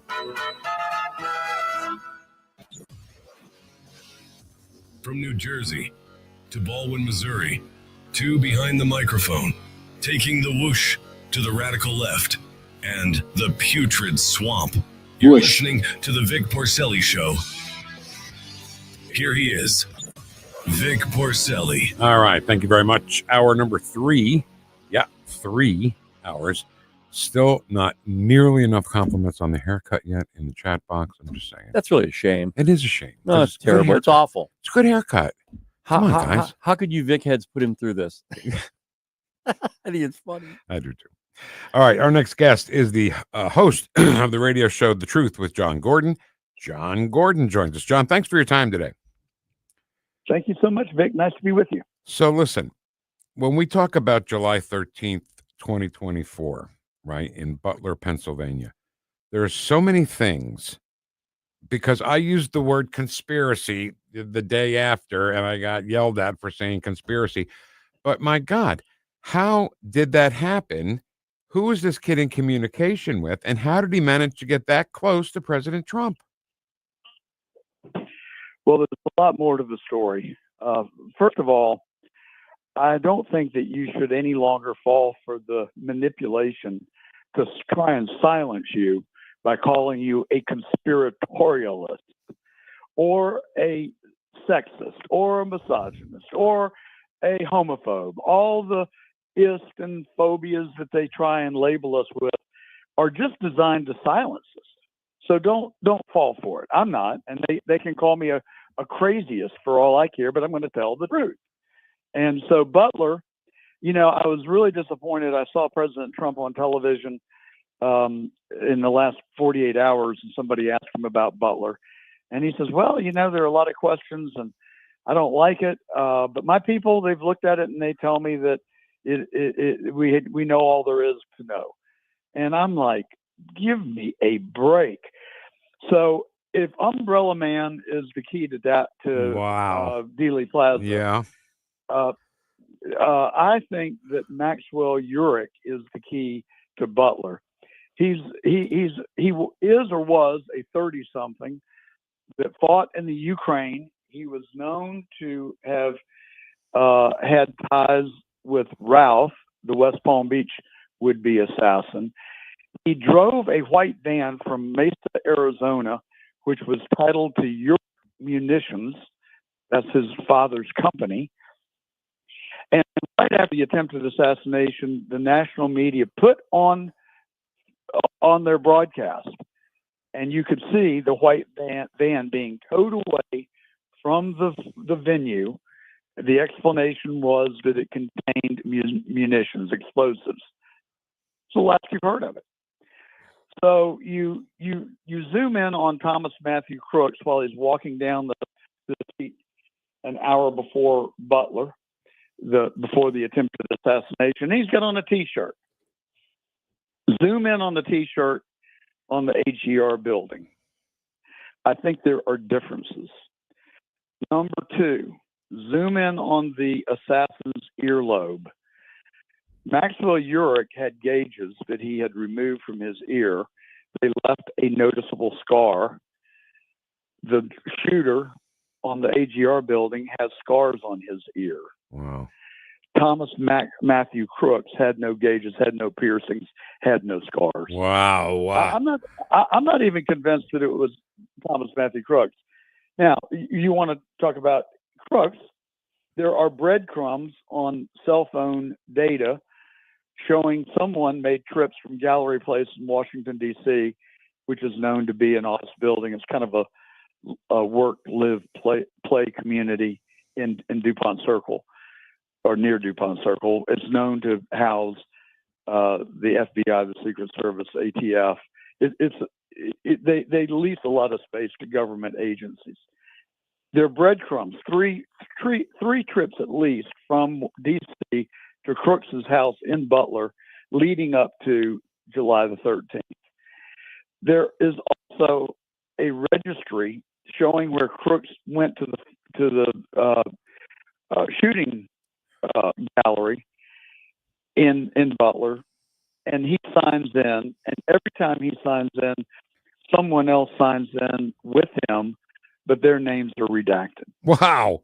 It stinks. Yeah. It smells to high heaven. All right. I wish President Trump would call me, and I'd tell him the evidence that we've assembled. You need Cash. You need Cash Patel to call you. He's all over this. All right. So, a couple of things I want to ask you about.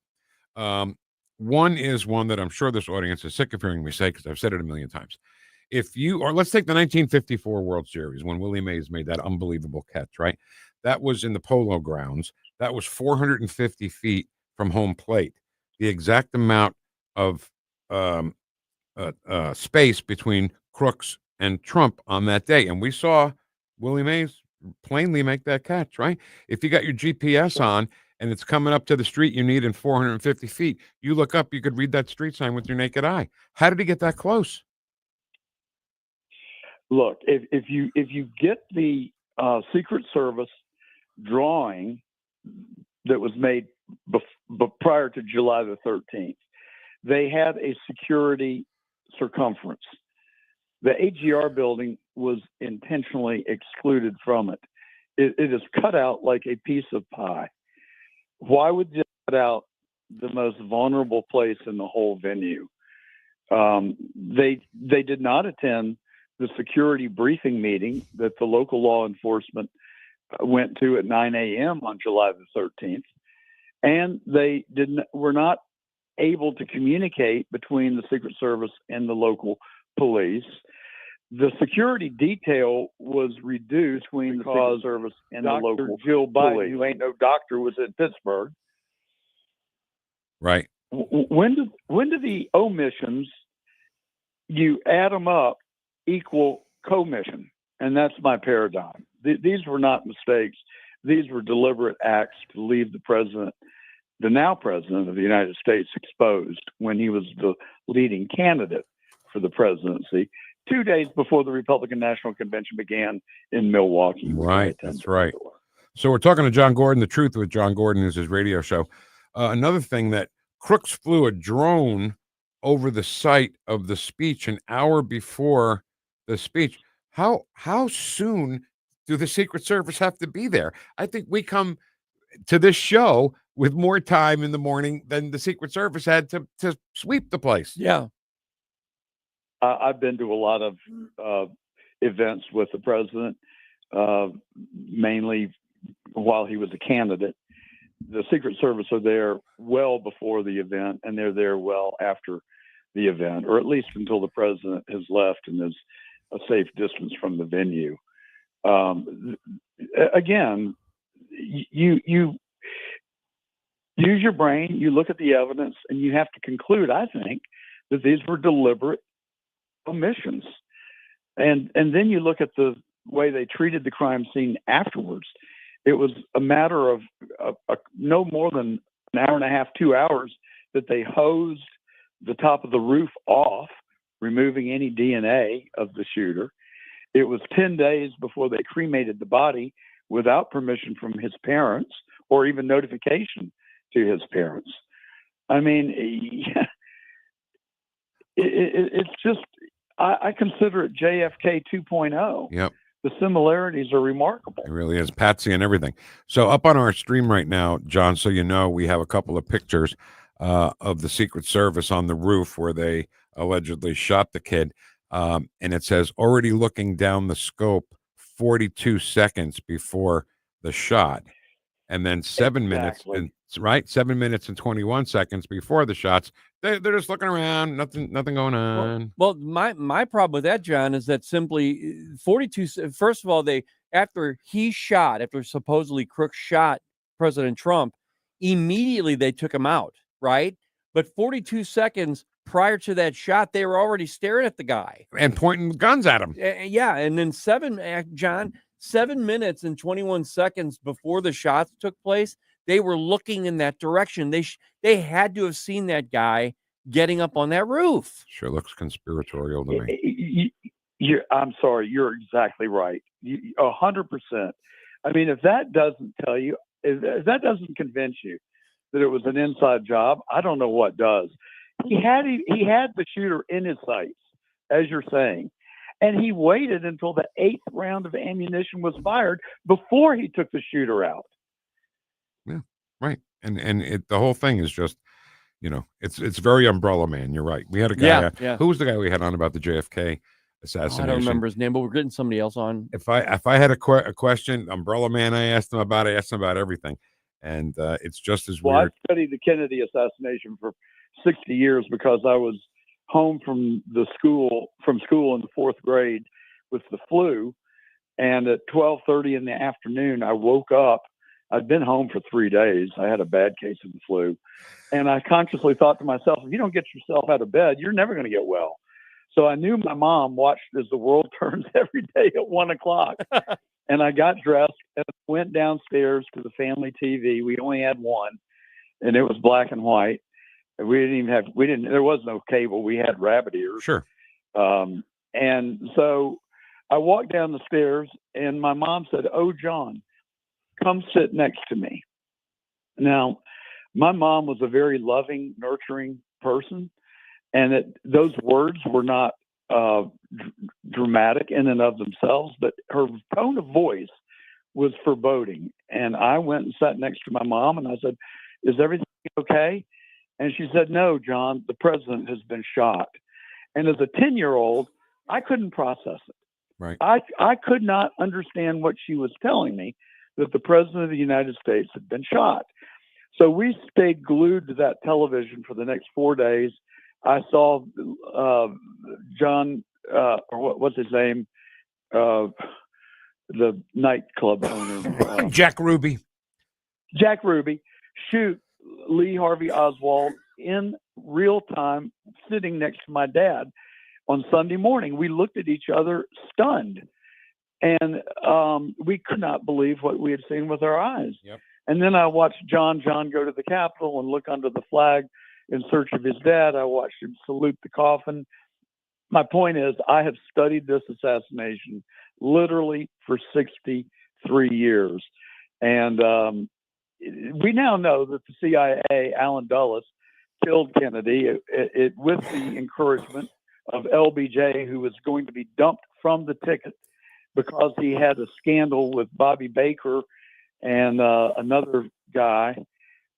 His name will come to me in a second. And he was under investigation. Yep. And it was, I'm going to get you before you get me. And he did.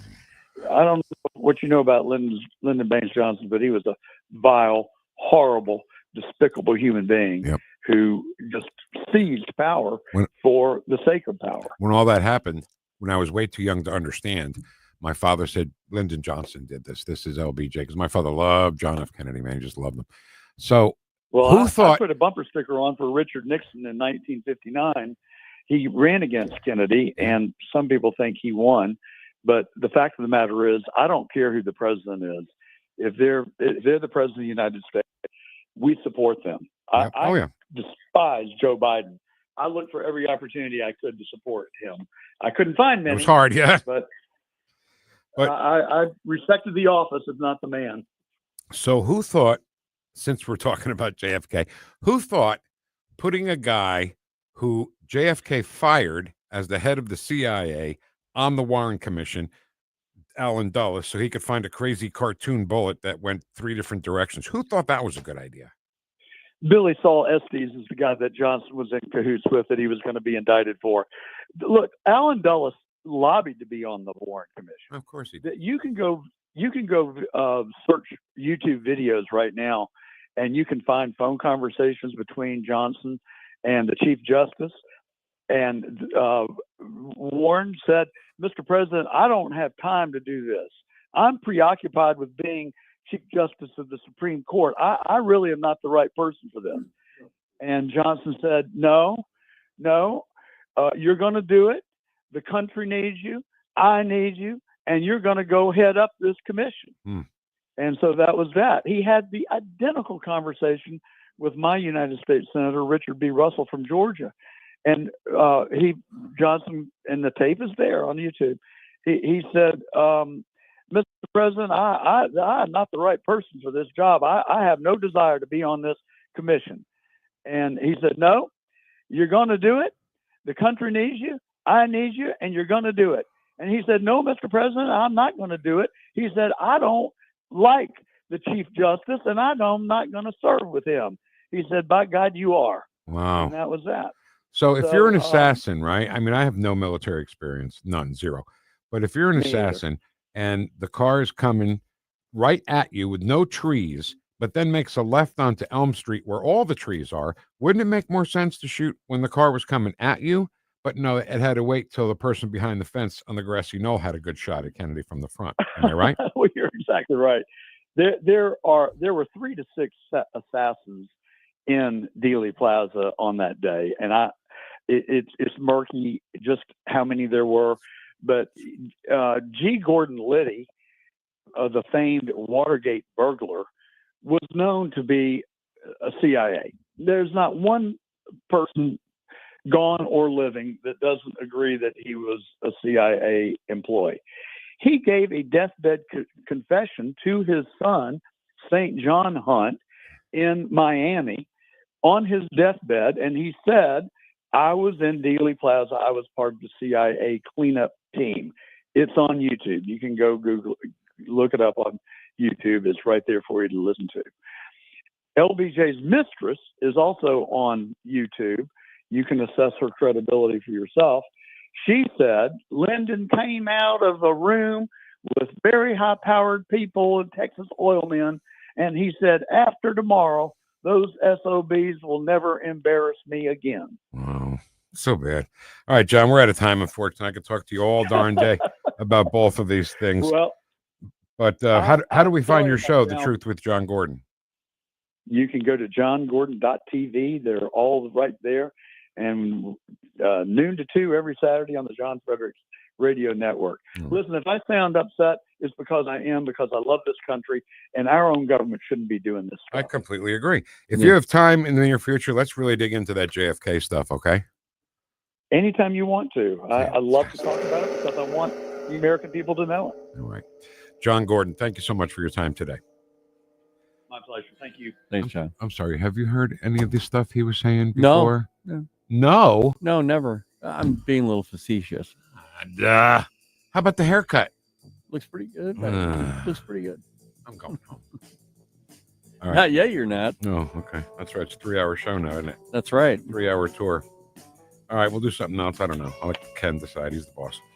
On 101.9 and 94.1 News Talk STL, #1 for live and local conservative talk. Watch us on our live stream using Rumble, Facebook, and Twitter. You're listening to the Vic Porcelli Show. You can't worry about what other people think. I mean, have you met other people? Whoosh.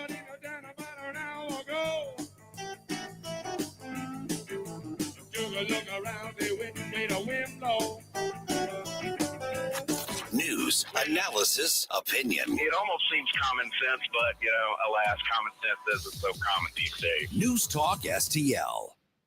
Hey, Columbo here for Rockwood Charcoal. Rockwood is made from 100% pure Missouri oak and hickory, so you're cooking with the best and supporting local industry and a local business all at once. There's over 100 area Rockwood retailers. Find yours at rockwoodcharcoal.com.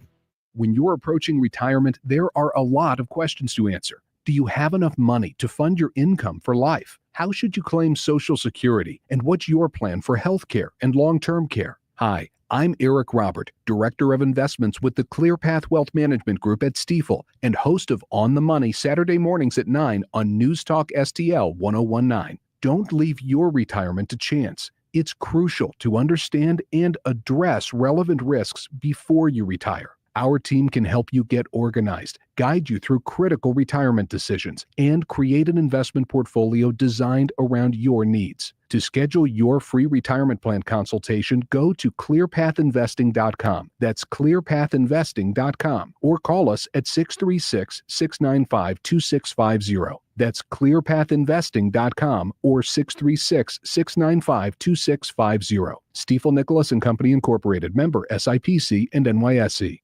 Tim Jones and Chris Arps in the afternoon. Chris Ruddy, he is the CEO of Newsmax. Look, the president's a savvy player. I don't know if he's a chess player, a checkers player. I just spoke to him the other week. He likes Newsmax. He strongly criticized Fox News. He says their polls can't be trusted.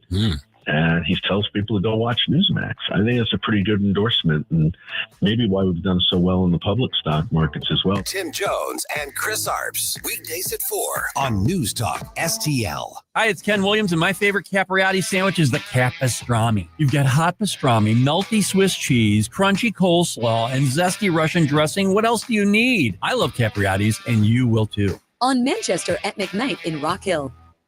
Concerned about the condition of your windows driving up your energy bills? I was too. It's only called STL Windows and Doors. Call today for your free in-home estimate and start saving tomorrow. 314-277-5952 or stlwindowsanddoors.com.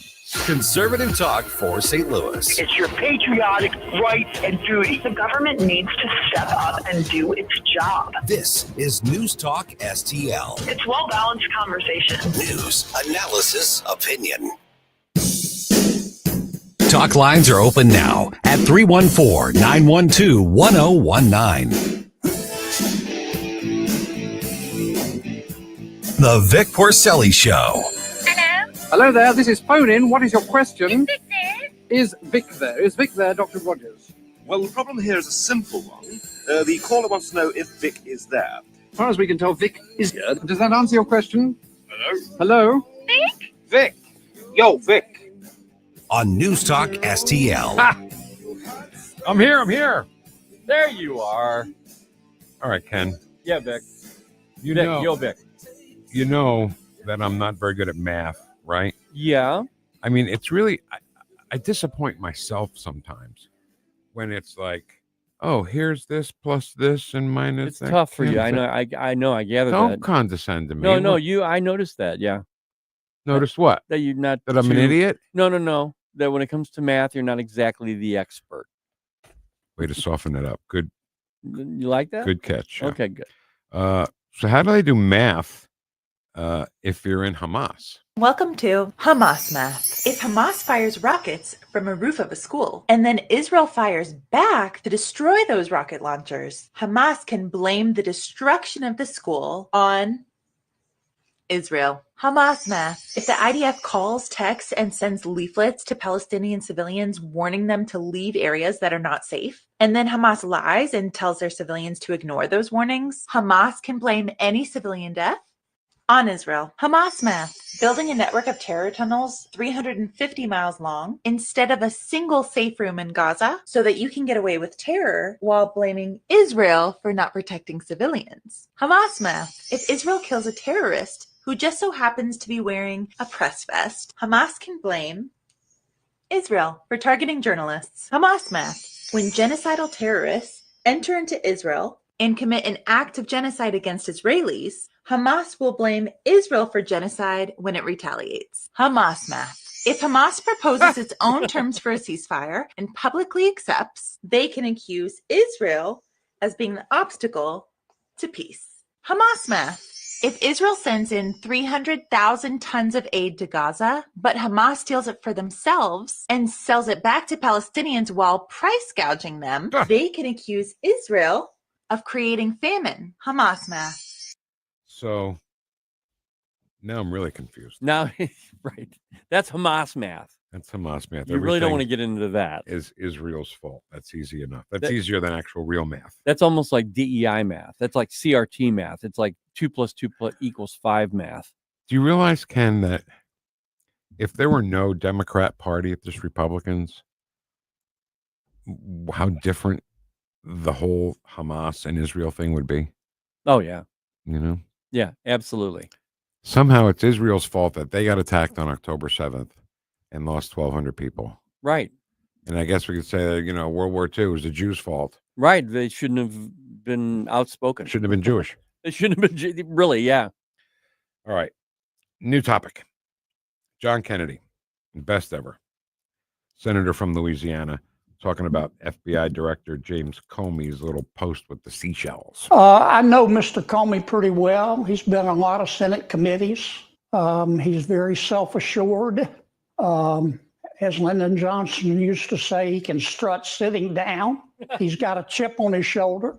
In fact, the chip on his shoulder has a chip on its shoulder. He, as an FBI director, he interfered not just in one presidential campaign, he interfered in two. He tried to screw both Trump and Hillary Clinton. People have forgotten that what he tried to do to Secretary Clinton. I don't have a lot of sympathy for him. I'm not saying that, I don't know what his intent was, but it was bone deep down to the marrow stupid, and I don't feel sorry for him. How can you feel sorry for him? I mean, it all came together to me with the Kash Patel audio you played earlier today. When Kash Patel, who was the director of the FBI, has to take agents who are working on other stuff, important stuff. Yeah. Child trafficking, sex trafficking, fentanyl, cartels, Epstein. Everything. That's so many different things. Now they got to take agents away from that to find all these copycat people who put 8647. I mean, the more I think about this, the more it is one of the most stupid decisions anybody in power ever made. Yeah, and he acted so stupid about it. I mean, think about it. He was just so, I don't know what that could possibly mean. This is a man who's been in law enforcement his whole life. Wait a minute. What do you think? I don't know what this could be. Is it, honey, is it an address? Is that an address down there? Oh my God. Is this Jenny's number? 8675309? It could be something like that. Well, hey, honey, why don't you post it? Oh, okay. My wife said post it, so I did. Yeah. And that's her fault. Did she influence his decisions while he was director at the FBI? I Probably. wonder? Probably. So, because he had nothing to do with any of that. He knew there would be copycat. And that, by the way, that wasn't the first time I saw the 8647 thing. I've seen it before. No, you had an 8645 with Gretchen Whitmer. Governor, when she was talking. Maybe that was it. Yeah. Right behind her, it was a little. It looked like little stacked cubes, and it said 8645. Right. Yeah, underneath it. And tell me that's not a dog whistle. It's more than a dog whistle. It's a train whistle. I mean, it's right on the internet, focused, enlarged, right in front of your face. 8645. And he didn't think that people would copycat that? What kind of a terrible FBI director was he, Ken? That's my question. Oh, well, we know that. We know exactly what his bad decisions. They were Senator Kennedy right there said, think about what he did to Hillary Clinton. Well, you know what? It's hard to talk about anybody doing wrong to Hillary Clinton and not agreeing with it. But I mean, Hillary Clinton, he said almost like she's guilty, but she's not guilty. I mean, he was so on the fence about this whole thing. He said just enough to call her guilty, but then he said just enough to keep her from going to jail. Right. I don't know. It was so weird. My whole problem with this whole thing about the 8647 thing, used to be you were at least investigated once that happened. If that happened to anybody, if anybody said anything like that, and this is even before social media and posting and stuff, you would be investigated immediately. The FBI would be at your doorstep asking you questions at least about your intent. And why wasn't Hillary investigated about the mishandling of classified documents, which wasn't enough to charge her with anything? But why didn't that investigation dig a little deeper into what she did do? Not to mention all the murders. I think the reason why Americans are so fed up with all this is because it always ends up the left. The people on the left get a pass. when you have a server, an unqualified server in your bathroom, and you're crushing BlackBerry phones, and you have 33,000 emails that many of which were top secret, by the way. And she said she lied about that and said they weren't, and then we found out they were. I mean, come on. Yep. James Comey, he didn't know what he was doing then, and he certainly doesn't know what he's doing now. I would also like to remind former director James Comey that no one is above the law. Can you play number 23 for me, Ken? Yeah. This is Jonathan Turley, a constitutional expert. And have you noticed, because Jonathan Turley is not any kind of staunch conservative. If anything, he grew up a liberal. Yeah. And every time you hear him talk, he's sticking up for Trump. I swear to God, every time. So with no one being above the law, this is the Wisconsin judge story. You know, these types of videotapes always make it more difficult for the defense. I spent much of my career as a criminal defense attorney, and that type of visual evidence makes it very difficult because there's no denying what occurred here.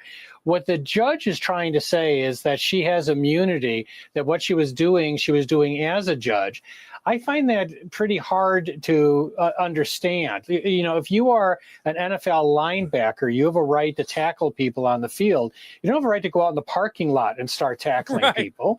You had the same situation as a member of Congress. You had protections under speech and debate on what you said on the floor. But when you left the floor, you lost those special protections.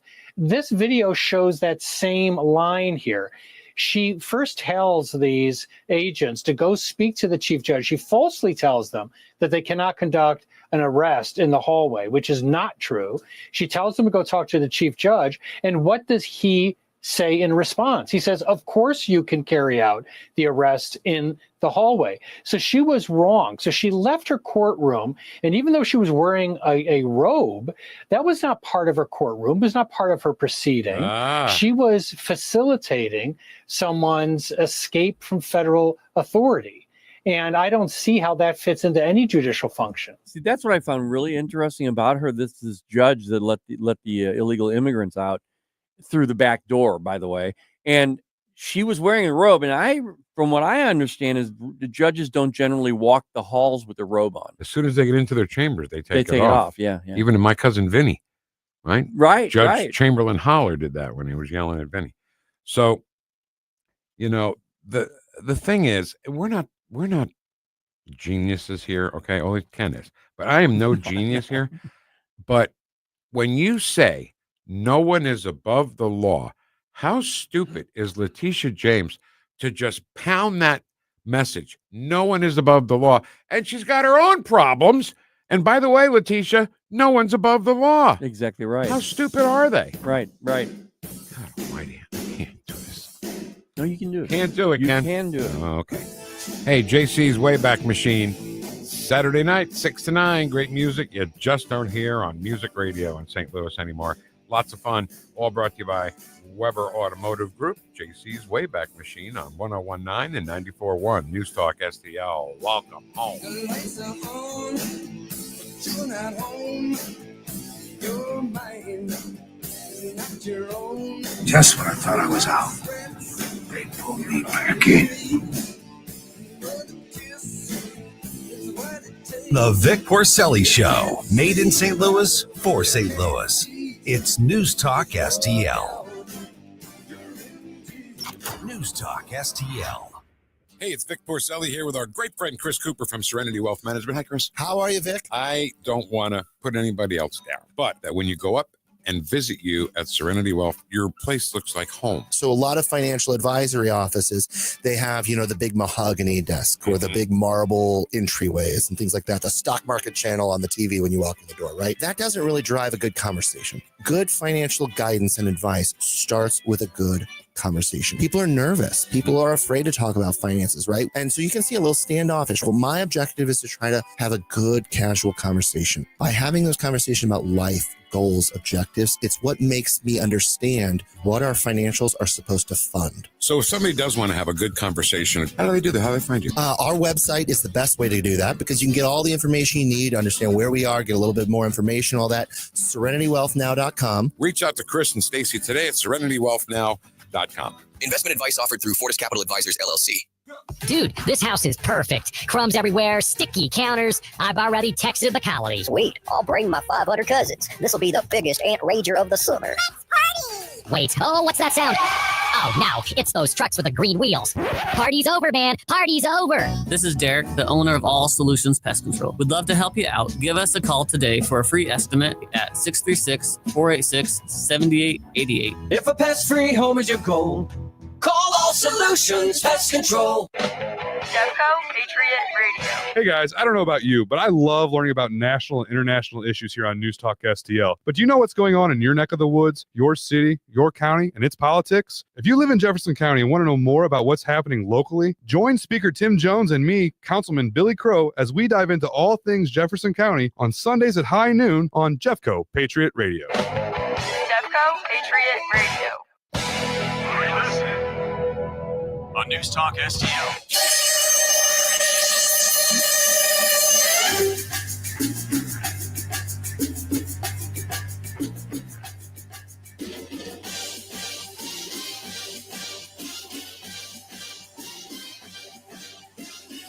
Whoosh. Talk lines are open now at 314-912-1019. The Vic Porcelli Show. Live and be well. Made in St. Louis for St. Louis. It's News Talk STL. All right. And I thought you were running. Why? You seemed like you were actually literally running through the halls. I don't think that's true. Really? I think you're spreading false rumors. False rumors or rumors? If you know me, you know I don't run. That's true. Too fat, too old. Well, you just don't run. Okay. You don't need to run. Shut up. Do you want to do the chat box or not? All right, let's start with, Ken Williams has in the Facebook. He says, good morning, all. Good morning, all you MAGA Patriot Vic Heads and Thunder Stealer. That's you. My favorite part, Karen's Corner. We don't call it that, but it's not a bad name. No, it's not too bad. Karen Kataline, she's the best. GMFFVH, still believe in Cash Patel and Dan Bongino. I do too.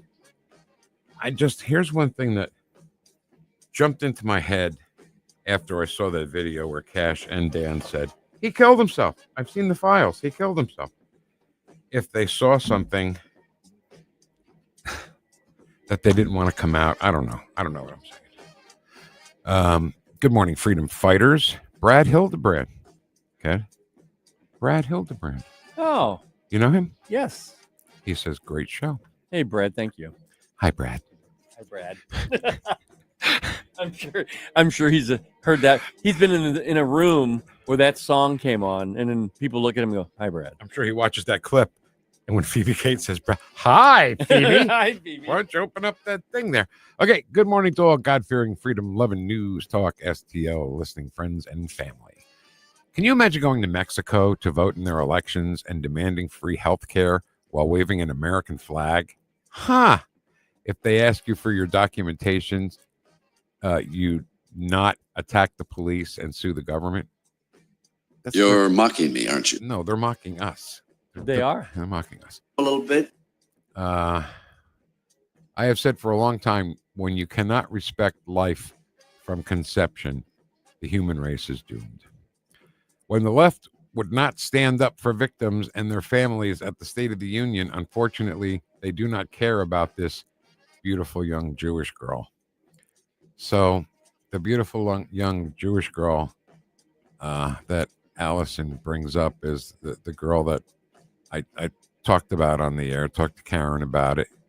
She's just so beautiful. And it's not that, what about ugly people? They don't get to die. I get it. But this, and maybe it's not just her beauty, but, maybe it's just something in her eyes that I spiritually am connected to her. You know what I'm saying? No, I get it. Yeah, she's a little kid that 10. just never had a chance to. You look at her and you think she never had a chance to do anything. Never got to fall in love. Nothing. Never got to.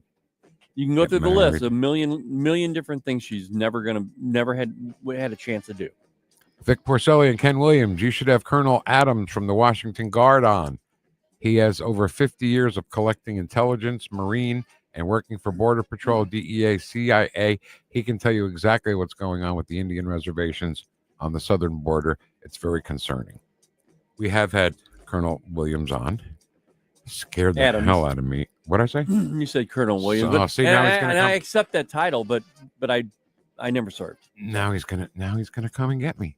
Now I'm screwed. See, I replied to that and I said nobody messes with the colonel. That's right. I swear to God, he scared me so much that at the end of the interview, I said, "We're cool, right? We're good." Right? He didn't answer you. Actually, he just stared at you. Barbara says, "Vic, how you doing? Nice haircut. Thanks, Barb. Thanks, Barbara. Yeah. No, I say thanks, Barbara, for commenting. No, I'm sorry. What is that supposed to mean? Oh, nothing. No, nothing. It's just between me and Barbara. Ha! What happened to the van with explosives in it that they found at Butler, PA? The DEI Secret Service agent that could not even holster their weapon collectively was a total embarrassment. Yeah, that was rough. I mean, that was really rough. You had people that, when it went down, I mean, you've seen historically Secret Service people reacting. Ronald Reagan, when that happened, boom, boom, boom, boom. He was in the car, no matter what. And then this happened, and you see this woman trying to put that gun in. It was bad. What's the difference between that, what you're describing now on July 13th of last year in Butler, and the Secret Service on November 22nd, 1963? Why wasn't there somebody to jump in front of that bullet for JFK? Same thing. Right? Yeah. Same thing. Yep. Vic, sorry, I didn't notice your haircut because you always look so fabulous. Wow. Thank you, Allison, so much. Thank you. Appreciate it. Yeah, we went down to an event with Colonel Adams in Washington. That was a great night. Marshall Teague was there. Yeah. From Roadhouse. Yeah, he was awesome. It was fun. And we met the Eagle. Oh, that was awesome too. Yeah, Patriot. Yeah. Yeah. Colonel Joe Adams likes you, Vic. Okay. And has never said it. He's never called. He doesn't have a whole lot of words going on. I mean, his words are very succinct. When he says something, you know exactly what he means. And then sometimes you just don't. The speech he made that night. It was good. It was awesome. DLW says, good morning, Vic Heads. And Edstoy says, I guess I'm second today. Rumble was on late. Hey, don't blame Rumble, okay? He made it in before you, so you're second. Just deal with it. Rumble was late, man. Don made it in plenty of time. He sure did. Yes, he did. I pledge allegiance to the flag of the United States of America. No fair elections. No peace. No fair tariffs. No peace. President Trump, don't lose Elon. I pray he's working in the background. I think that's true. They need to codify the Doge results in Congress first. That's the first step. They need to make sure that this is going to happen. And Doge, apparently, they're trying to make it an actual department. So I think that would be wonderful. That would be a good first step for this government to get back in shape. Yep. Do you see where I am in the Rumble box? Kind of, I guess. The one right after Ed Stoit says no fair elections, no peace, no fair tariffs, no peace. Can I say that one? I can't see it. I don't know. All right, never mind. Should I just say it? Yeah. What if I get in trouble? I don't know. He says Scott Pelley is an asshole. Oh, is he? I didn't see you jump for a button, so I guess we're okay. It's kind of a borderline thing because you can say ass and you can say hole. Asshole. Good morning to you. Maybe not say it so many times. So, okay, we said it, all right? Move on. Do you remember Meet the Fockers? Don't you cuss on this here radio. You need to stop. Okay. Yeah. You need to stop. Now here it is again. Somebody else put in. What am I supposed to do? No. Hello, you beautiful, mega, ultra patriotic, deplorable, garbaging, degenerate, freedom fighting, God fearing, Vic Head weirdos. Because he's a mensch. I only caught the very end of Karen. Darn, Rumble. Oh, hi, Karen. How you doing? How you doing? Was there a problem? With Rumble what? problem this morning? Yeah, there was. Oh, There was. Okay, all right. 101 Shut Up says the hair looks the same as it did yesterday, Vic. No, it doesn't. It does not. Look, and it's shorter, right? Stylish. I don't know what a guy's got to do to get a compliment about his haircut. No, he's a dreamer. I agree with Ken. About what? Vic, nice buzz. It's not a buzz. It's a haircut. Haircut, he says with a question mark. hot-ass mess, honey. Ken, nice hat. You're looking at the wrong head. Thank you. Thank you very much. This is a conspiracy. You want to know about conspiracy? This is a conspiracy. Wow, conspiracy guy, huh? Good morning, all you freedom-fighting patriot Vic Heads. Whoosh. Vic and Ken. Vic has great hair. Ken has great, baseball caps. That's right. The Vic Porcelli Show on 101.9 and 94.1 News Talk STL. I'm not sure my daughter Mia even knows I got a haircut yet. Really? Yeah. How dare her? She That's your daughter? and okay, I'm not picking on Mia, but when Chris was young, like grammar school young, if I got a haircut, he'd notice right away and he'd say, "Daddy, you got a haircut. You look so handsome." Nah. Thanks, Chris. Appreciate that. And did you say kiss ass like you do me? No, he was my compatriot. He was my brother. Good morning, all freedom fighting Vic Heads working here. What does that mean, working here? They're probably working. They're probably working somewhere. The hell with your work. This is Correct! my radio show. Refreshed. Oh, yeah, nice haircut, Ken. What the hell's going on? Which one did he cut? What is going on here? Low IQ voters. Agreed, Ken. Slam dunk. Convictions and jail time for the traitorous MFers. What does that mean, MFers? It's spelled MFers. I'm not E-M. quite. I don't know. Don't you cuss on this here radio. MFers. I'm not sure. Give him hell, KL. Who's KL? I don't know. Not Karen. Karen Campbell. It's like, yeah, I don't know. Much like the news media genocide denial during World War II, many in the legacy media refuse to acknowledge the genocide occurring in South Africa. Yeah. That's a great point. That is a great point. If 6 million people could be killed in one war, who knows how many people have been killed in South Africa? Well, just like us playing that audio from that parliamentary leader from South Africa saying, kill the Boer, kill the white people, kill the farmers. I mean, and then for them to come out, the president to come out and actually say, well, it's symbolic. It's not, doesn't really mean that we're going to do it. It's a symbolic genocide. It's symbolic. I guess they need to see the bodies. All terrorists are cowards, even the one thinking they'll get virgins. Yeah. So once again, Comey will not have anything happen to him for incoming violence and for inciting violence against the president. I'm so sick of the feeble Republicans. Me too. I always say that. I mean, I'm not a Republican, but I got to tell you, man, they are in control and they need to act like it. You know, if the Democrats had this much power, they would actually get their agenda across the damn line. And that's what the Republicans just need to do. They need to shut up, get together, coalesce like the Democrats normally do, and do what Donald Trump is wanting them to do. Circle the wagons. So there you go. Circle the wagon. Republicans don't do anything. Comey and his colleagues offend me by insulting our intelligence with their stupidity and ignorance and incompetence. Barry Big says, leave the gun. Take the trolley stop cookies. Yes. Right. Deli Day, better than Saturday nights. All right. The C-Psy routine would be considered racist today. Too bad comedy has died. And we play with Mel Blanc and You're Jack right. Benny, right? Say it with me. See, say Broadway. Psy, C. I'm going to see my sister Sue. Sue, C. She sews. You sew? C. I would have loved to have listened to Mel Blanc and Michael Winslow having a conversation. Oh, my God. That'd be good, right? Yeah, that would be. Once in a while, my wife and I watch old cartoons on Saturday mornings, just like when we were kids. It's so relaxing. Susie says, love the Porcelli's Deli today. I'm Mel Blanc. Thank you so much. I think you're right. I think you're absolutely right about that. Another judge trying to run the country. They're ruling the president can't cut off Harvard. Ignore these judges, please. Okay.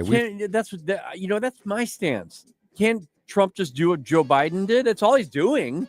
Ignoring the judges is what Joe Biden did, and no one arrested him. With the loans. Yeah. College loans. Just ignore them. Okay. Can't listen to your app with all the static. Switch to Rumble, and it sounds fine. Our app had static? Well, I think it was that phone call with John Gordon? Yeah, John. Okay. And his phone was messed up, but it was kind of picking up just partially. Blue Train Bebop says Vic got a haircut. I thought his head just got bigger. What in the hell? We in these hot ass streets, honey. Is that a regular boy's haircut, barber shop, or salon? Wow. Salon. Wow. Salon. Yes. Oh. I go to Kathy Cardwell up in Lake St. Louis. I drive all the way to Lake St. Louis for her to. Who is it? Her? Yeah. Kathy Cardwell. Oh, okay. She used to work at Studio Bronca, and now and I followed her because she's the only one who cuts my hair. I just wanted to give her a little push. I'll bet it's a beauty parlor coif. Yep, it is. Why, oh, why does this administration keep tiptoeing around these lib turds? Just get things done. Couldn't agree more, man. Consequences later. Could not agree more. Totally agree. Cutesy time is over. You bet. If Comey and etc. are getting away with stuff, auto pens, etc., just do what needs done. Who's going to arrest Trump? Patel? Who?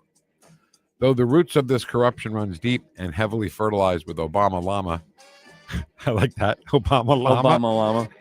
Starting in 2008, 17 years is difficult to purge. Oh, my God, I'm sorry. I truly believe that much of the problem will be directed tracked to the Epstein blackmail files. It runs deep.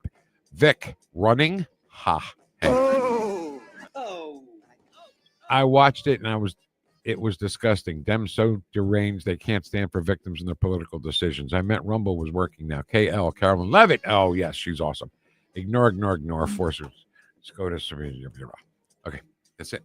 Oh, I panicked there, didn't I? Yeah, for a minute. Ignore. Force Supreme Court to make a decision. Then we will know how corrupt it all is. But Ken, you're right.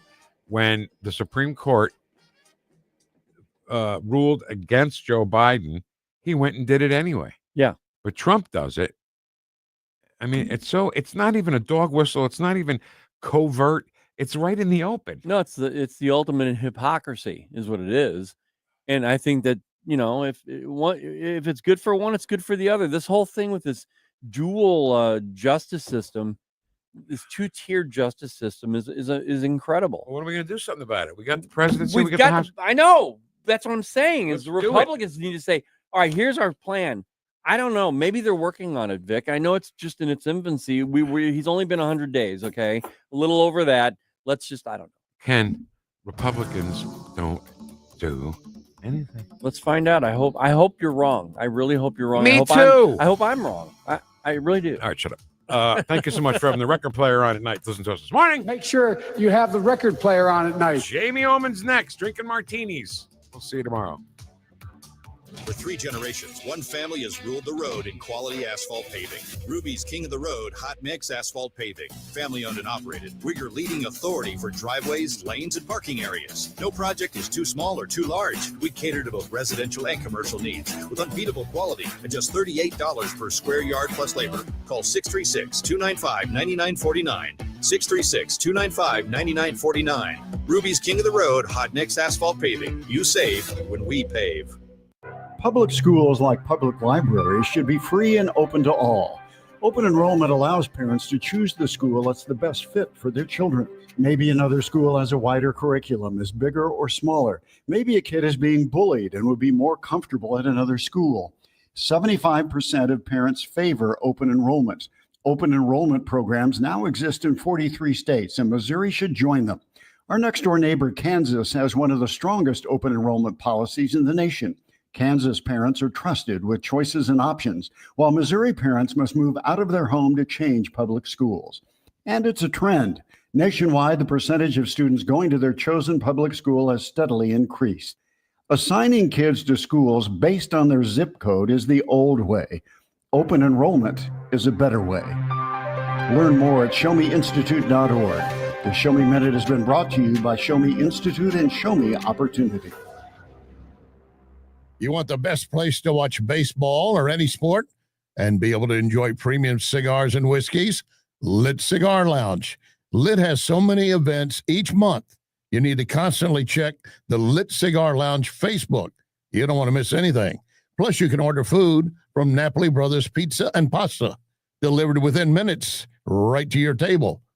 By the way, we're in the season for great patio dining. Napoli Brothers Pizza and Pasta has your table waiting. KLGY HD3 Clayton, K270BW Belfast, KNBS Bowling Green. This is News Talk STL at 1019, 94.1, and always streaming at NewstalkSTL.com. Breaking news this hour from townhall.com. I'm John Scott. Next week, House lawmakers will begin work on legislation dealing with more than $9 billion in federal spending cuts. These are primarily the departments and programs